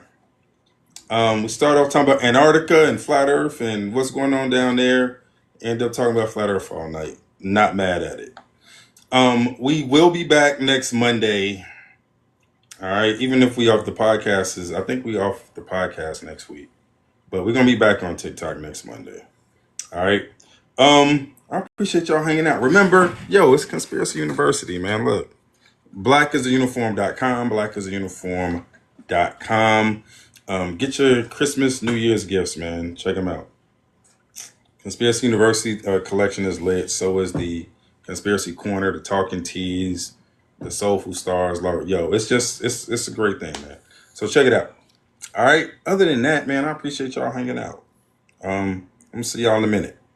We'll see y'all. What's today? Today's Monday. I'll see y'all on the podcast on Wednesday. Remember, it's the Conspiracy Cookout with the Tinfoil family. With everywhere pods are cast, the Conspiracy Cookout with the Tinfoil family. All right, man. We're gonna see y'all later. Peace.